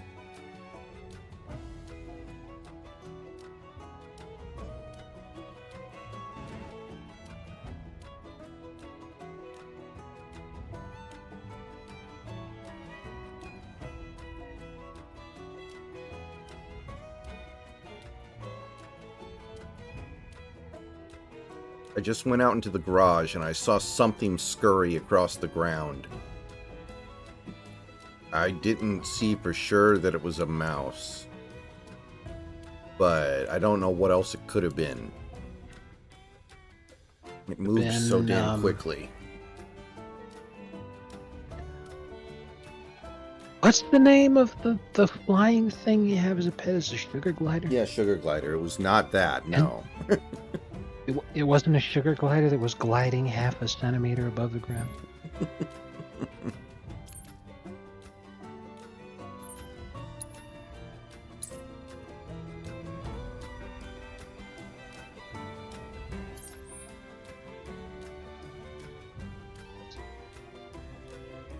It could have been a chinchilla. I guess, but...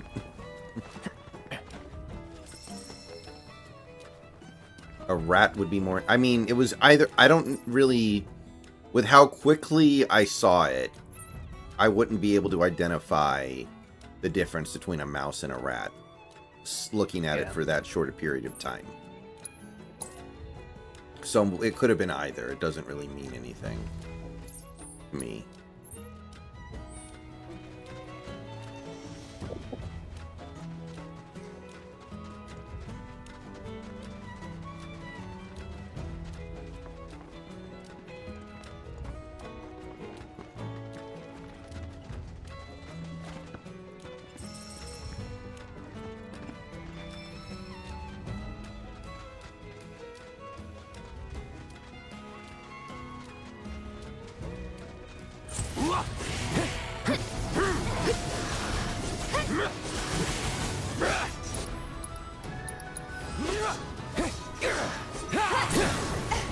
Let's finish enough. Bring it. You're mine. See And ya. you're safe.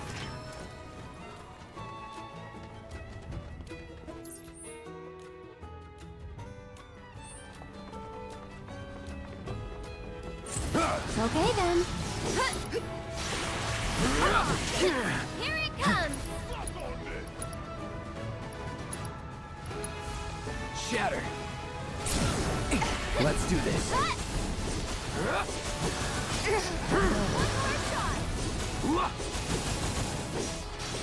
Gotcha. That was close. That's it.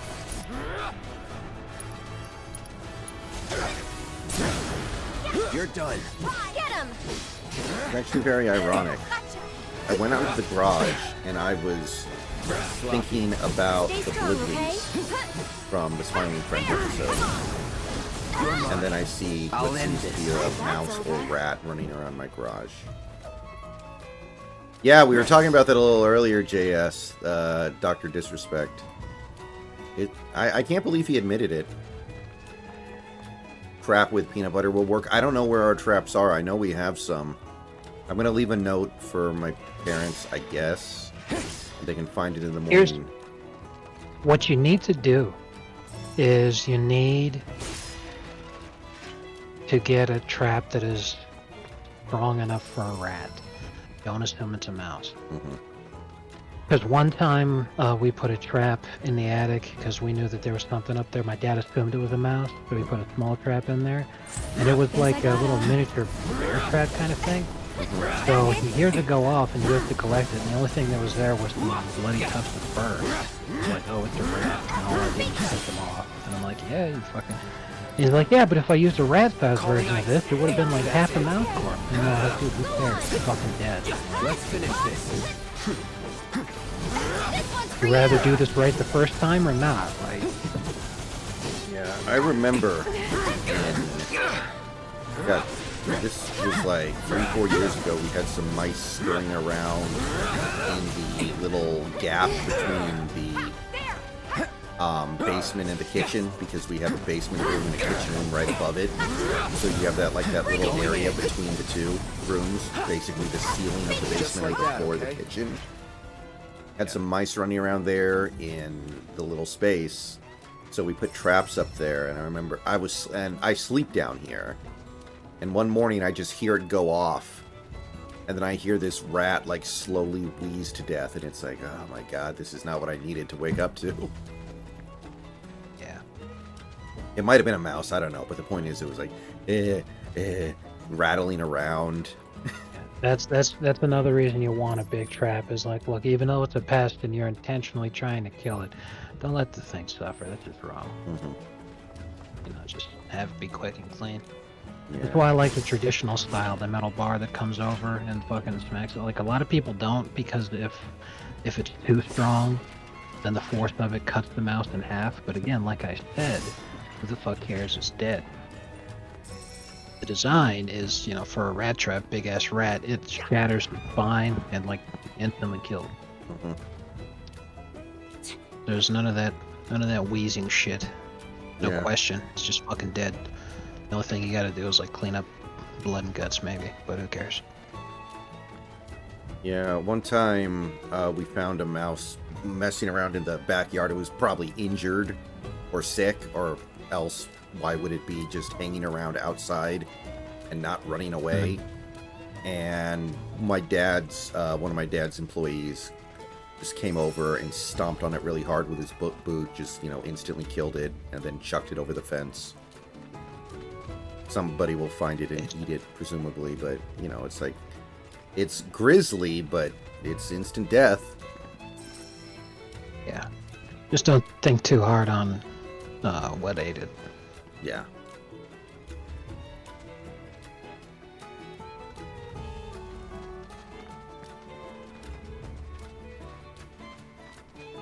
I do wish mice provided a little bit more of a service to where they weren't just a pest. It's like squirrels. I like squirrels. They're cool, but they don't provide anything valuable, right? They're just a pest. Rats with with bushy tails.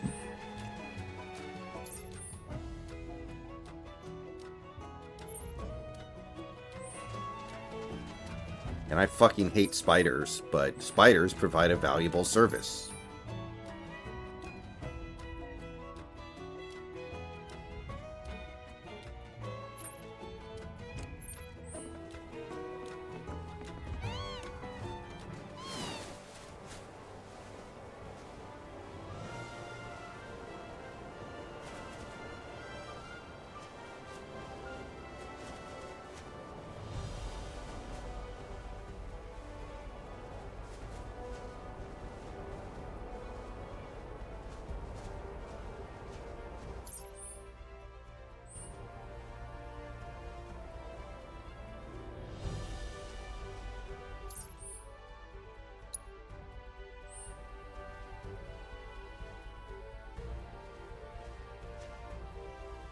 Yeah.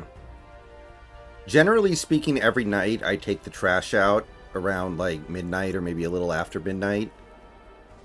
And I've really kind of... One night I was about to take it out there to the trash can, and I saw a raccoon run basically across the driveway. Ever since then, I'm like, you know, man, I really don't want to get... I know I'm bigger than the raccoon, but I really don't want to get caught outside with a raccoon scrambling around and panicking because it sees a human, you know? Yeah. Like, I don't need that.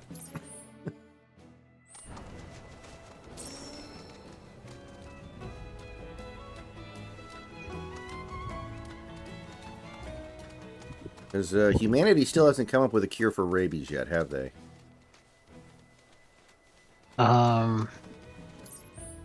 They do. It's just like 25 shots or something. Yeah, well... Okay, I guess that's better than nothing, but it's pretty fucking bad.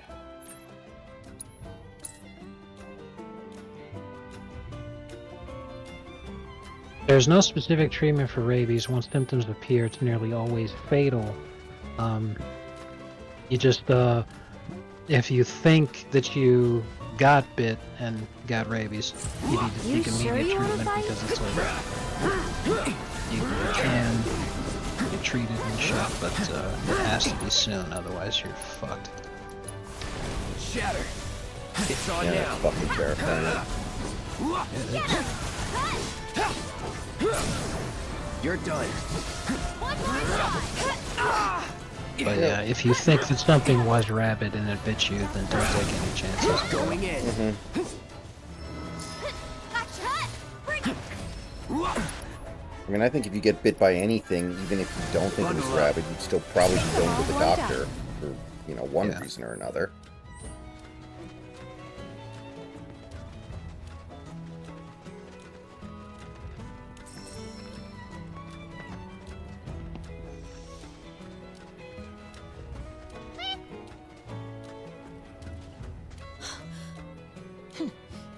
Hey, Shawnee.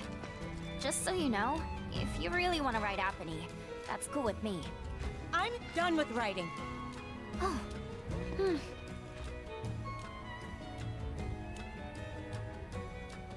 Yeah, no one's looking for a cure for rabies or some kind of way to, because it's really difficult to actually destroy the virus. We wrote together so much, we could tell what each other was thinking.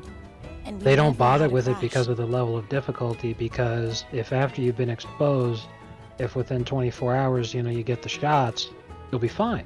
Because the shots actually, because it, as I'm reading about this, apparently there's a semi-permeable barrier in your head that selectively allows certain things to cross from the bloodstream into the brain's cerebrospinal fluid, which is referred to as the blood-brain barrier. Every time I Now, close my eyes, we don't I have see them any again. medical method like any drugs or pills or anything that can get I'd through like to that, be alone, but the rabies okay? virus does get through the blood-brain barrier that's how it's gonna and be. infects the cerebrospinal I'll fluid give on poor the other Apony side the of the exercise she barrier. needs.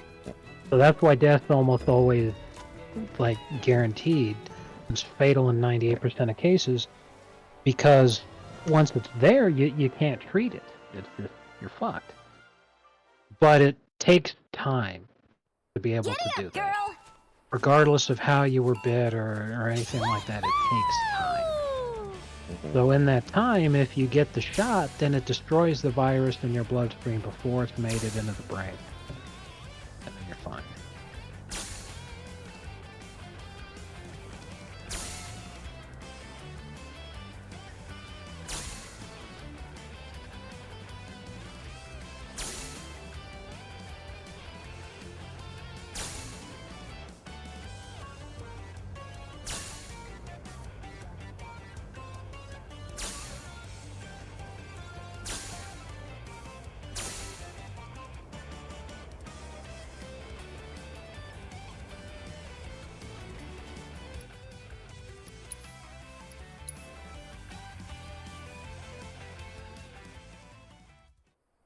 Girl! I think raccoons look cool, but they're terrifying.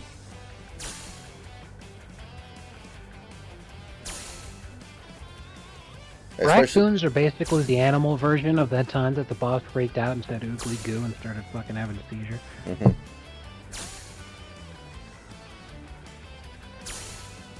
Like, I especially like the ones that'll go up on their hind legs and walk around on two legs. Like they're a human or something. I think that's kind of cool, but...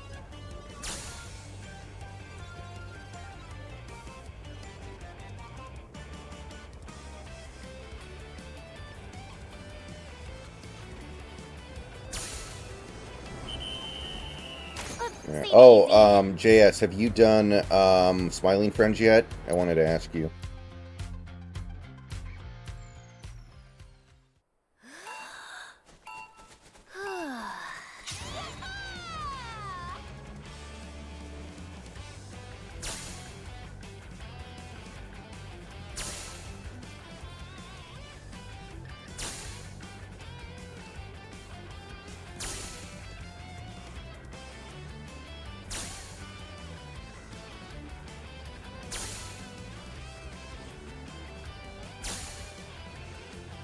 Yeah, they finished season 2 Monday.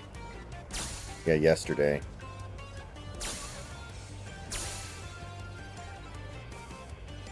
It's really good, yeah.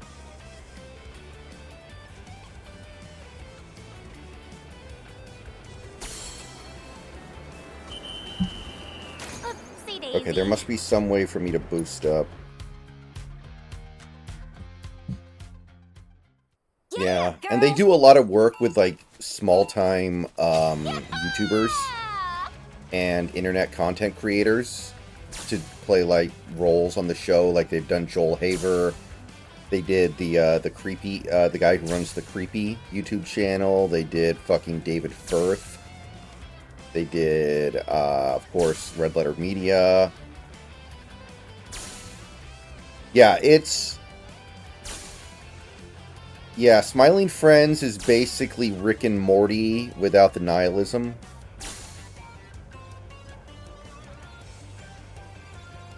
I think. And that's why it's so good. It's like genuinely optimistic and happy. This is great. Yeah, it's if because Rick and Morty is like a big frown, like, 'cause like that's the whole point of the whole thing. Is it's like fucking, the joke is hee when you're smart you just become a nihilist. Mm-hmm.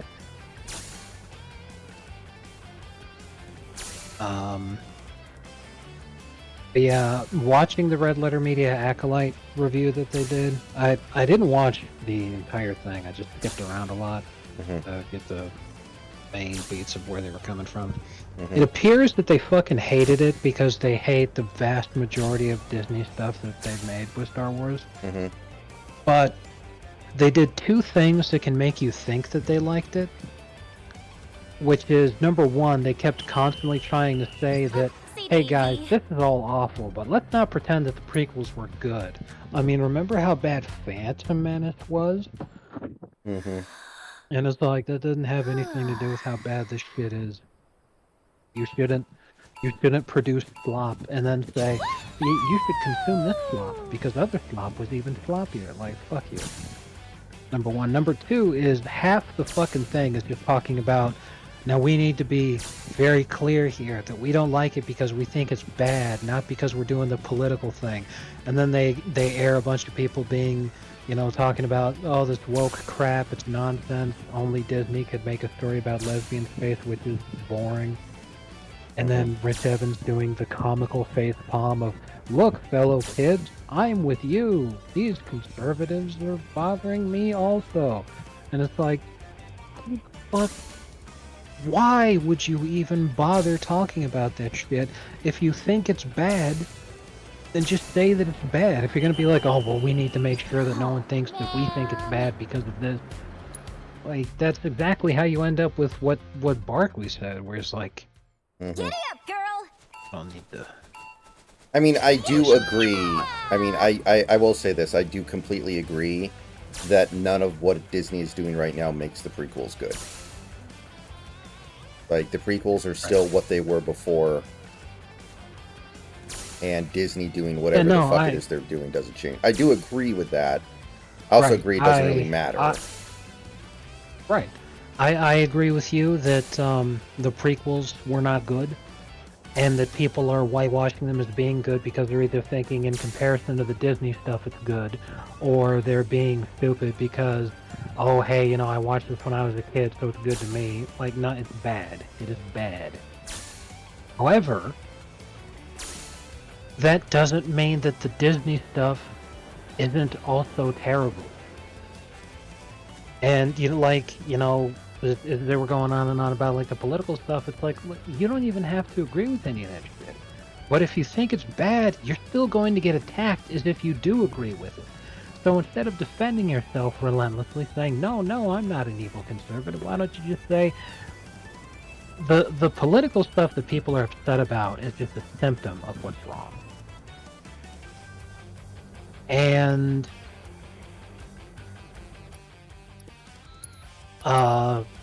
you know, like, all of this stuff can be traced back to it's crap, and they know it's crap, but they don't care that it's crap because they're not making this to make money. They're doing this because they're trying to do specific things that have nothing to do with making good television or anything like that. Yeah, it's terrible. So talk about it being terrible. But, you know, if you don't want to discuss the whole political thing, whatever. But the more you just, no, that's not me. It's like, this isn't going to matter to the people who will attack you for it. Because you don't love the swap, they will throw that accusation at you. Just ignore it and talk about why it's bad. You know, like the fucking the fire burning in space that everyone's talking about how awful this is. So then they use the classic bullshit of, oh well, gee, you know, it's a science fiction, you know, fantasy show, and you're gonna sit there and complain about you know, a fire burning in space. It's like the reason that was bad is because they needed to have the scene where she's scared of fire so that they could do the flashback, but they wanted her in space so that they could have her wearing the spacesuit so that they could cover up her face for the Chinese broadcast so that they aren't aware that the character's black. Mm-hmm. Why aren't you complaining about that?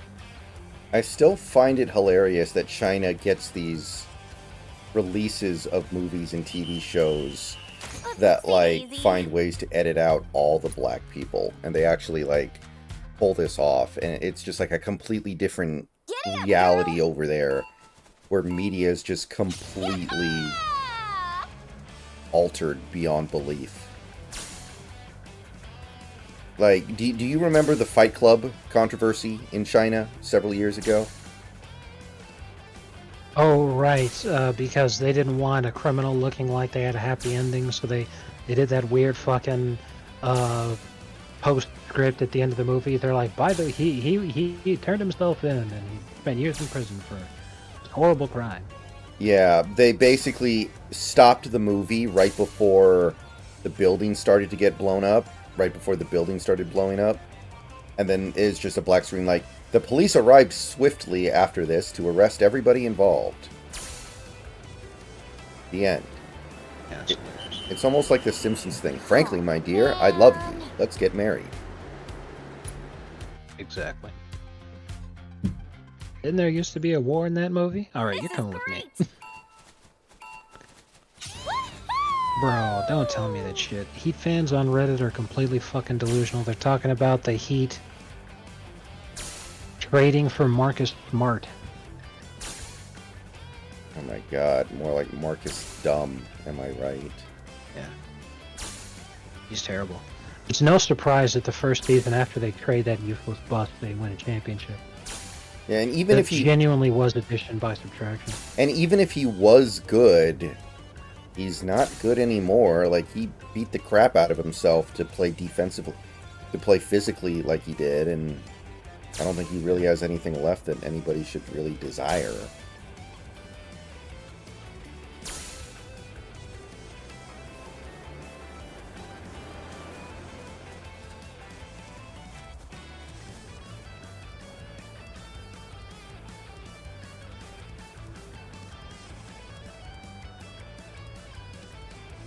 Well, what really sucks about this is they're talking about Marcus Smart because there's rumors right now that the Heat are going to move up in the draft from 15th to 9th.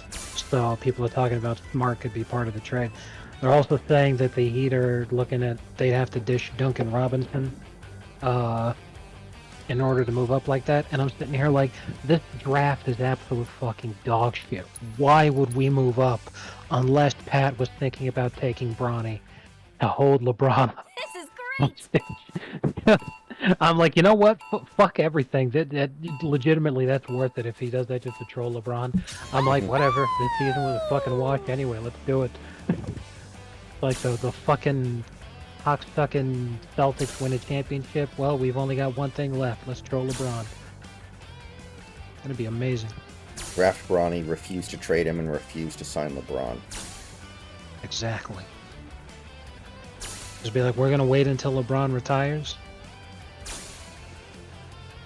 We'll keep him for one season after that, just so LeBron can't pull off any shenanigans. Then after that, we'll cut him.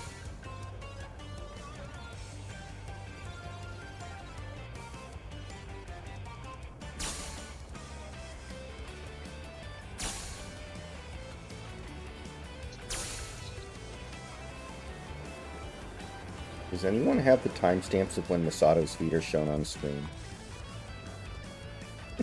The fact he called her feet grippers. Holy shit. Who calls feet grippers, bro? Like, what the fuck? Especially, like, doesn't that apply more to the hand? Depends on how long the toes are, I guess. I don't fucking know. Oh god. It's gross. I know. I agree. God fucking damn it. That was the best run yet. Oh, would you shut the fuck up, woman? I've been down in the bloody mines for 14 hours today. So does Pim have an Did you leave this guy on my property? This is great! So does Do you know this guy? Yeah, we know. Oh, so you left him on my mountain, huh? My wife's in hysterics. I wonder how he knew to take them back to the Smiling Friends headquarters, because all he was doing was screaming. How could he possibly know where to take them? Oh, man. You probably recognized Charlie.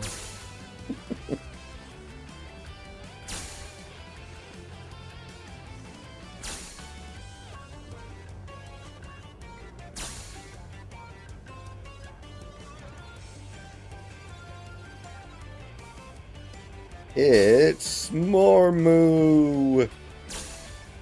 This can never be undone.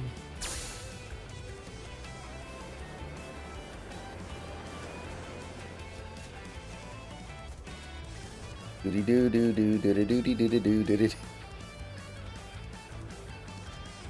I like how Charlie, after a couple seconds, just gets up and walks away.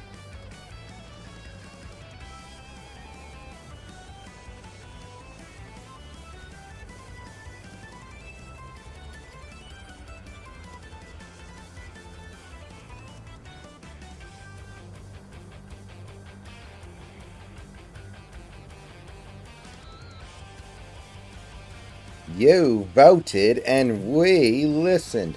So does Pim have an Australian accent? Is that what that's supposed to be? Giddy up, girl! Yeah! Jesus. I'm sorry, what? I didn't hear you. Pim is supposed to have an Australian accent, right? Yes. Okay. The world needs a meme game again like Only Up. I remember Only Up. I never played it.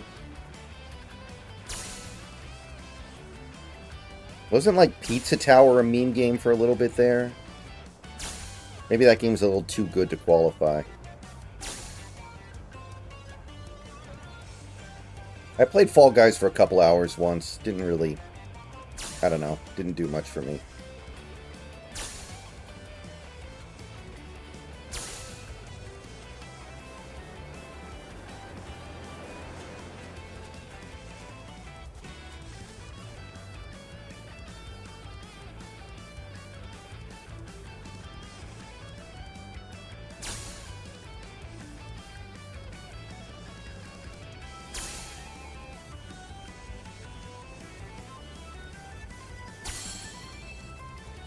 Okay, rude. What was that? Yeah, that's what I thought. Fucking pussy.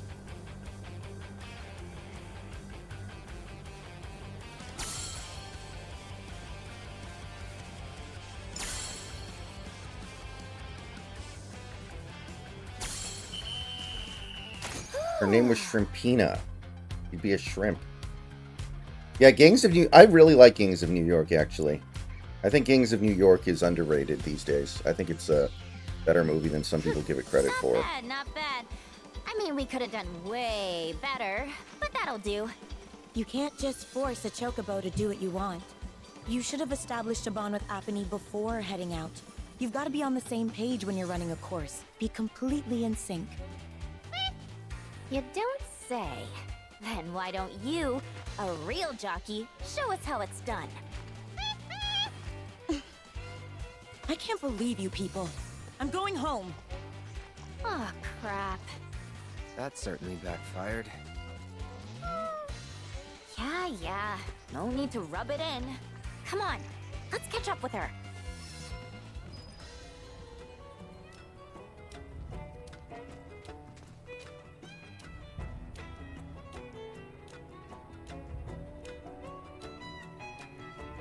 I'd like to order 5 Whoppers and then 5 more Whoppers.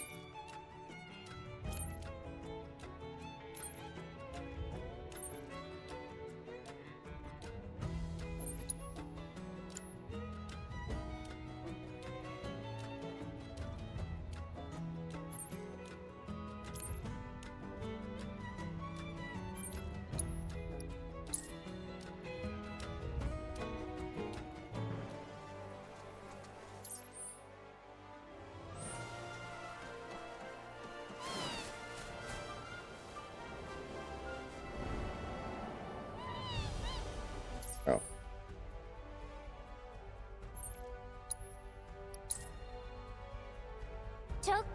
Chocobo, chocobo.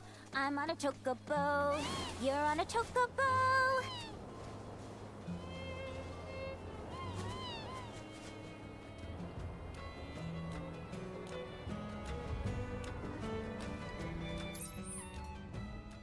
I'm gonna send you a quick 30-second video clip. Mm-hmm.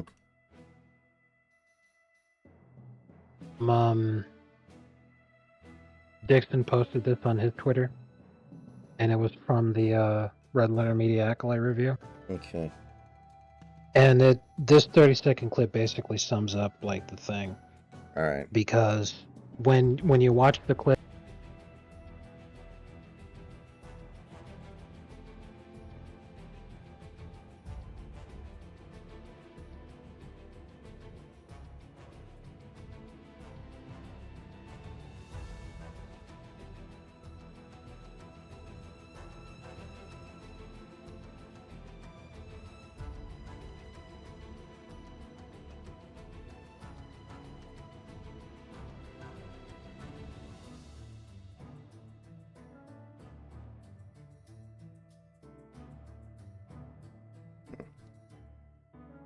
well, in fairness, I can think of some examples of shows that are good that some people will say sucks because they don't like the meta stuff behind it. But generally speaking, I feel like just as an example, Star Trek is basically socialist, isn't it? But you still see plenty of people from all different walks of the political spectrum who like Star Trek. it really depends on the episode, of who was writing it, who was directing it, and also what's going on. And for just as many examples as there are of Star Trek being some sort of weird common utopia, there's also an example of it being some weird, like, borderline fascist descendant. Like, a lot of the examples people bring up is what Gene Roddenberry was writing the original series, but the thing is that Starfleet, as Gene Roddenberry wrote it, 20 years after World War II, when he and the entire cast were all World War II veterans, Starfleet was written as a military organization, and Kirk was treated as basically like the captain of a submarine, and that's the way that a lot of the episodes went. You know, like Stanley can tell you that Kirk was a huge badass. He's just constantly getting in fights and fighting with people. So, modern day socialism has nothing in common with anything even remotely resembling some kind of future that Gene Roddenberry envisioned. He himself was an ardent anti-communist, and while Star Trek can seem like it is somewhat socialist, the whole basic premise is just that humanity has reached a post-scarcity utopia. Because you wanted to see what would mankind be doing if they no longer had to worry about the kinds of things that we have to worry about now. What if there wasn't, people not having any food? What if everybody got to eat? What if diseases were cured? What if there was no more war? And that can come off as being pretty socialist and communist, but Gene Roddenberry was not that person. A couple of years before he wrote Star Trek, he wrote, this is back in the 50s when it was super popular, he wrote a TV show that was a Western. Razorfist posts clips of it on his Twitter all the fucking time. And the main character, and again, Gene Roddenberry is the head writer for the show, the main character is basically like John Wayne on steroids. There's no fucking way that you could say that a left-winger wrote that. Okay, makes sense. But as Star Trek evolved, a lot of people, having seen the Utopia thing, they focused on it a lot, and they kind of took the wrong ideas in a lot of different ways. Like, you really see that with the Orville, because Seth MacFarlane is left-leaning, and he really does understand the spirit of Star Trek, but with what he wrote, there's a lot of, you know, left-wing undertones there that it's like, this is really kind of insanely stupid. For instance, for the first season, the main antagonists are a group of religious fanatics, and in the second season, they become allies to who is basically the Federation. They become allies, and it's because the head of the government, they keep being described as progressive, and they're like, we want to move away from being dominated by superstition, and it's like, you can't do that in just a couple of years where your entire military force is committing genocide from religious fanaticism, and then you just like, yeah, we were thinking of trying democracy out. How the fuck, like, you would obviously have a civil war if that happened. Black. But you know, you're just supposed to shut your brain off. And I do. The Orville was a very entertaining show. I enjoyed it. I think most people who watched it liked it. The people who didn't like it mostly didn't watch it because it was Seth MacFarlane, and they thought it would be stupid because it's Seth MacFarlane, which... And that's right. That's very fair, especially the first season. There's a lot of that, but it calms down as the series goes on. But yeah, my dad refuses to watch it because of Seth MacFarlane. He's like, I hate it. Bullshit. I'm not gonna watch that.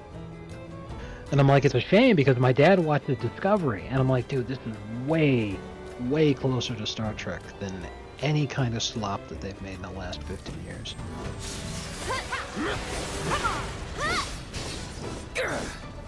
I think my dad watched Discovery for a little bit. I don't know if he stuck with it or not.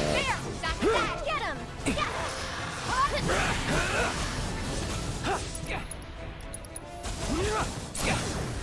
Let's Not finish bad, this. but not my best.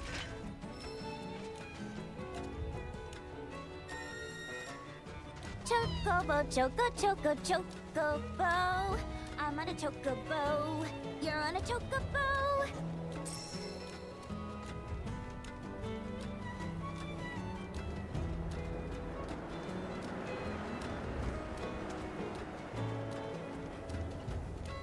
Wasn't Norm doing a voice in the Orville?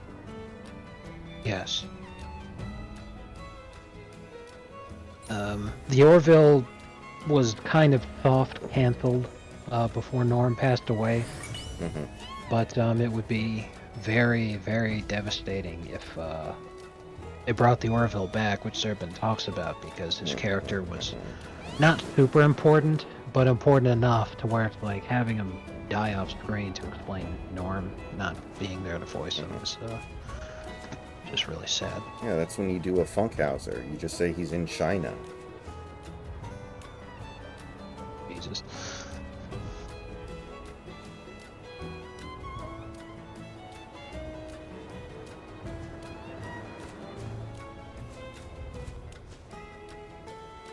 It'll never be worse than the way 2.5 Men decided to kill off Charlie Sheen.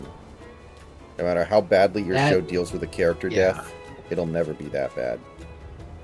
That's so bad, it's got to be like the trope namer for when they do something like that.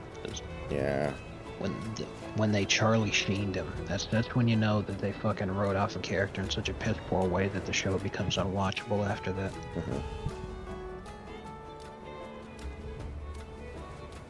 Because I didn't even watch 2.5 Men, but I just heard about that thing, and I decided to check out what actually happened on YouTube, and as I was watching that, I was like, oh my god. It was awful.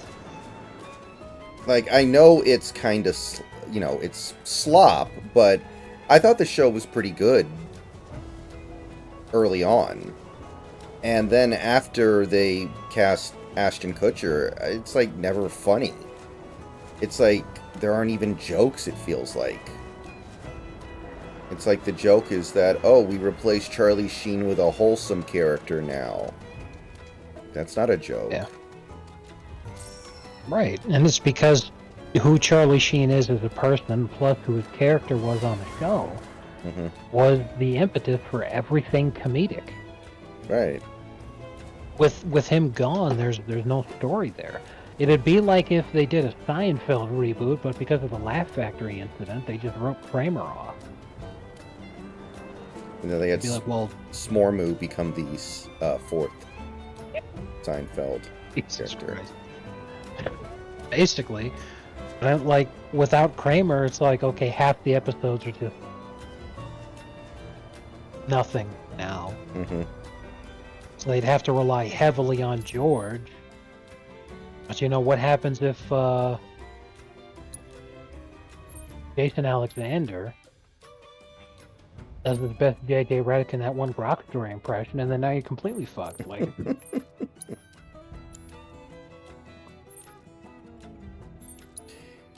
yeah. Did you ever hear the story of the one time Larry David wrote an episode with no George in it? I didn't hear about that. No. So there's an episode where I think Jerry, Elaine, and Kramer go to Florida to meet Jerry's parents for a little bit. You know, one of those episodes, and Larry couldn't figure out a way to use George in the episode, so he just decided, okay, we'll just not have him be in this episode. And yeah, Jason really didn't like that. And he freaked out. He was like, if you ever feel like writing me out of an episode again, just write me out of the show because I'm going to quit. And it's like, man, do you know how hard it is to write a plot for 4 different characters for every single episode for a decade? Well, this isn't good. It's not that big of a deal. And apparently, like, when he was yelling at Larry David, he was like, I quit theater to come be in your stupid little sitcom, and you're going to write me out of an episode?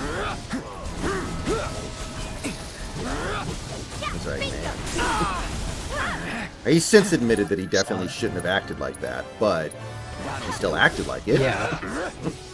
For real. Because, like, if I'm Larry David, I just laugh my ass off, and I'm like, Jason, tell me, how much money were you making when you were doing theater? Because, like, Jason Alexander's been making so much money from fucking Seinfeld royalties without having to do any more work than he did in the 90s. That he's never had to work again. He just does because he wants to. And it's the same like with the cast of Friends. Imagine if, you know, fucking David Schwimmer was like, wait a minute, one of these episodes didn't have Ross say a single line? Are you fucking kidding me? This is a fucking meltdown, and it's like, bro, you're set for life. Are you kidding me? Like, yeah, I mean, he would certainly not be the first theater actor to make way too big a deal out of the fact that they're theater trained. Like, that's very much a thing. It's like they made fun of it in Galaxy Quest with Alan Rickman. It's really popular among like I feel like, you know, since I said trope name earlier, Patrick Stewart started out in theater, and he went on to voice the poop emoji in the Emoji Movie. Exactly. Do it! Got you. His greatest role. Love that. And then they roll him through lifetimes to keep the emoji. Patrick. Knock it out. You're as good as dead. That's it. What's your favorite all-time great actor slumming it in an embarrassingly bad role like Robert De Niro in Rocky and Bullwinkle, or Chow Yun-Fat in Dragon Ball Evolution? For obvious reasons, as soon as I say it, you'll probably be able to pick up on why. But Selma Hayek, when she was in that Adam Sandler movie Grown Ups. Oh, yeah. Yeah. But if you're going to mention Chow Yun-Fat, then I'm going to bring up this very obscure movie. It's not exactly like an unknown movie, because it was, you know, a major motion picture. It's just like, it was 2000s era flop, and I highly doubt that anyone's seen it because the main actor was Sean William Scott back when Hollywood thought that he was going to be the next big leading role guy. Chow Yun-Fat, and Oh, Bulletproof Monk. Oh, I saw commercials for that. I remember that. I didn't see it, but...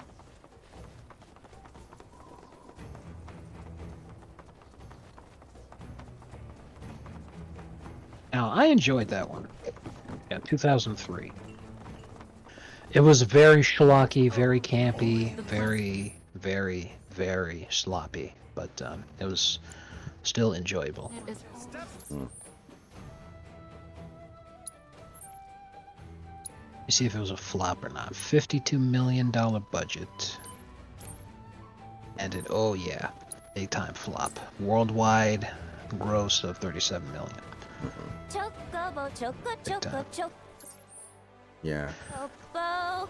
I'm a Like, it's one chocobo. thing when the movie is bad, but it's another thing where it's like the movie's bad and everybody obviously knew it was bad and beneath them, but they did it anyway. Like, something like, you've seen The Untouchables, right? Yeah, with Robert De Niro, and I think Sean Connery was in that one too. Yeah, right? and I think Kevin, Costner. Yeah. Like, Robert De Niro actually won a Razzie for his performance as Al Capone in that movie. And I've seen the movie. He gives a pretty bad performance in that movie, but I don't think he necessarily should have seen that coming. Like, he's doing a movie with Sean Connery and Kevin Costner. I think he should have expected things would have gone a little bit better for him than they did. Yeah, for real. But then you have something like Rocky and Bullwinkle where it's like, well, you kind of knew this was going to go this way, didn't you?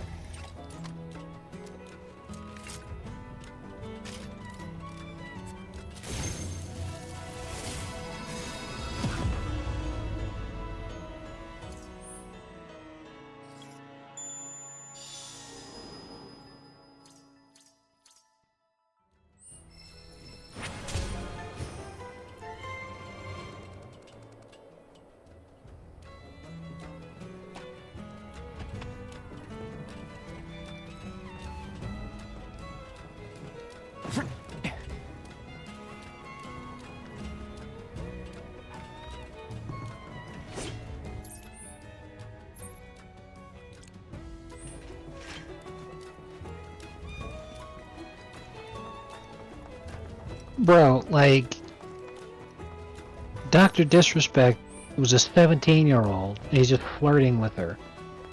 Asked to meet up, didn't know that she was 17. As soon as she says she's 17, he's like, oh shit.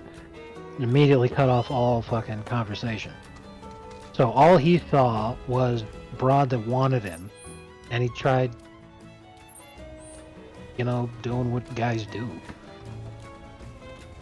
That's why Twitch didn't do shit way back when it was just between the two of them, and it's why they're getting crucified now, because man has a wiener is worth getting lynched.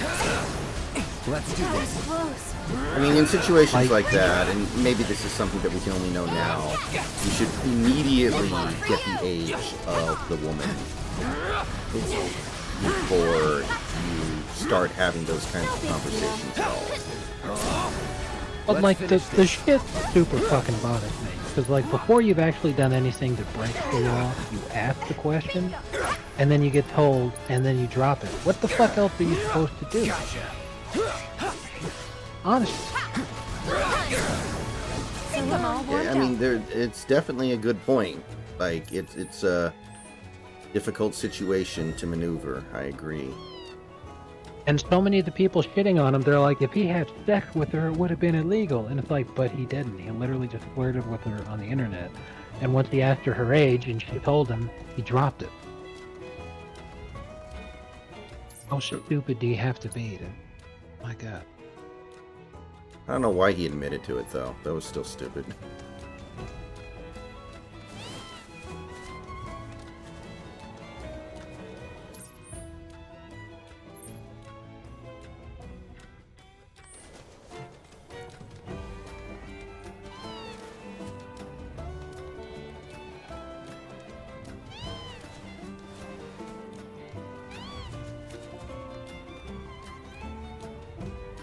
Your property starts at the post, dude.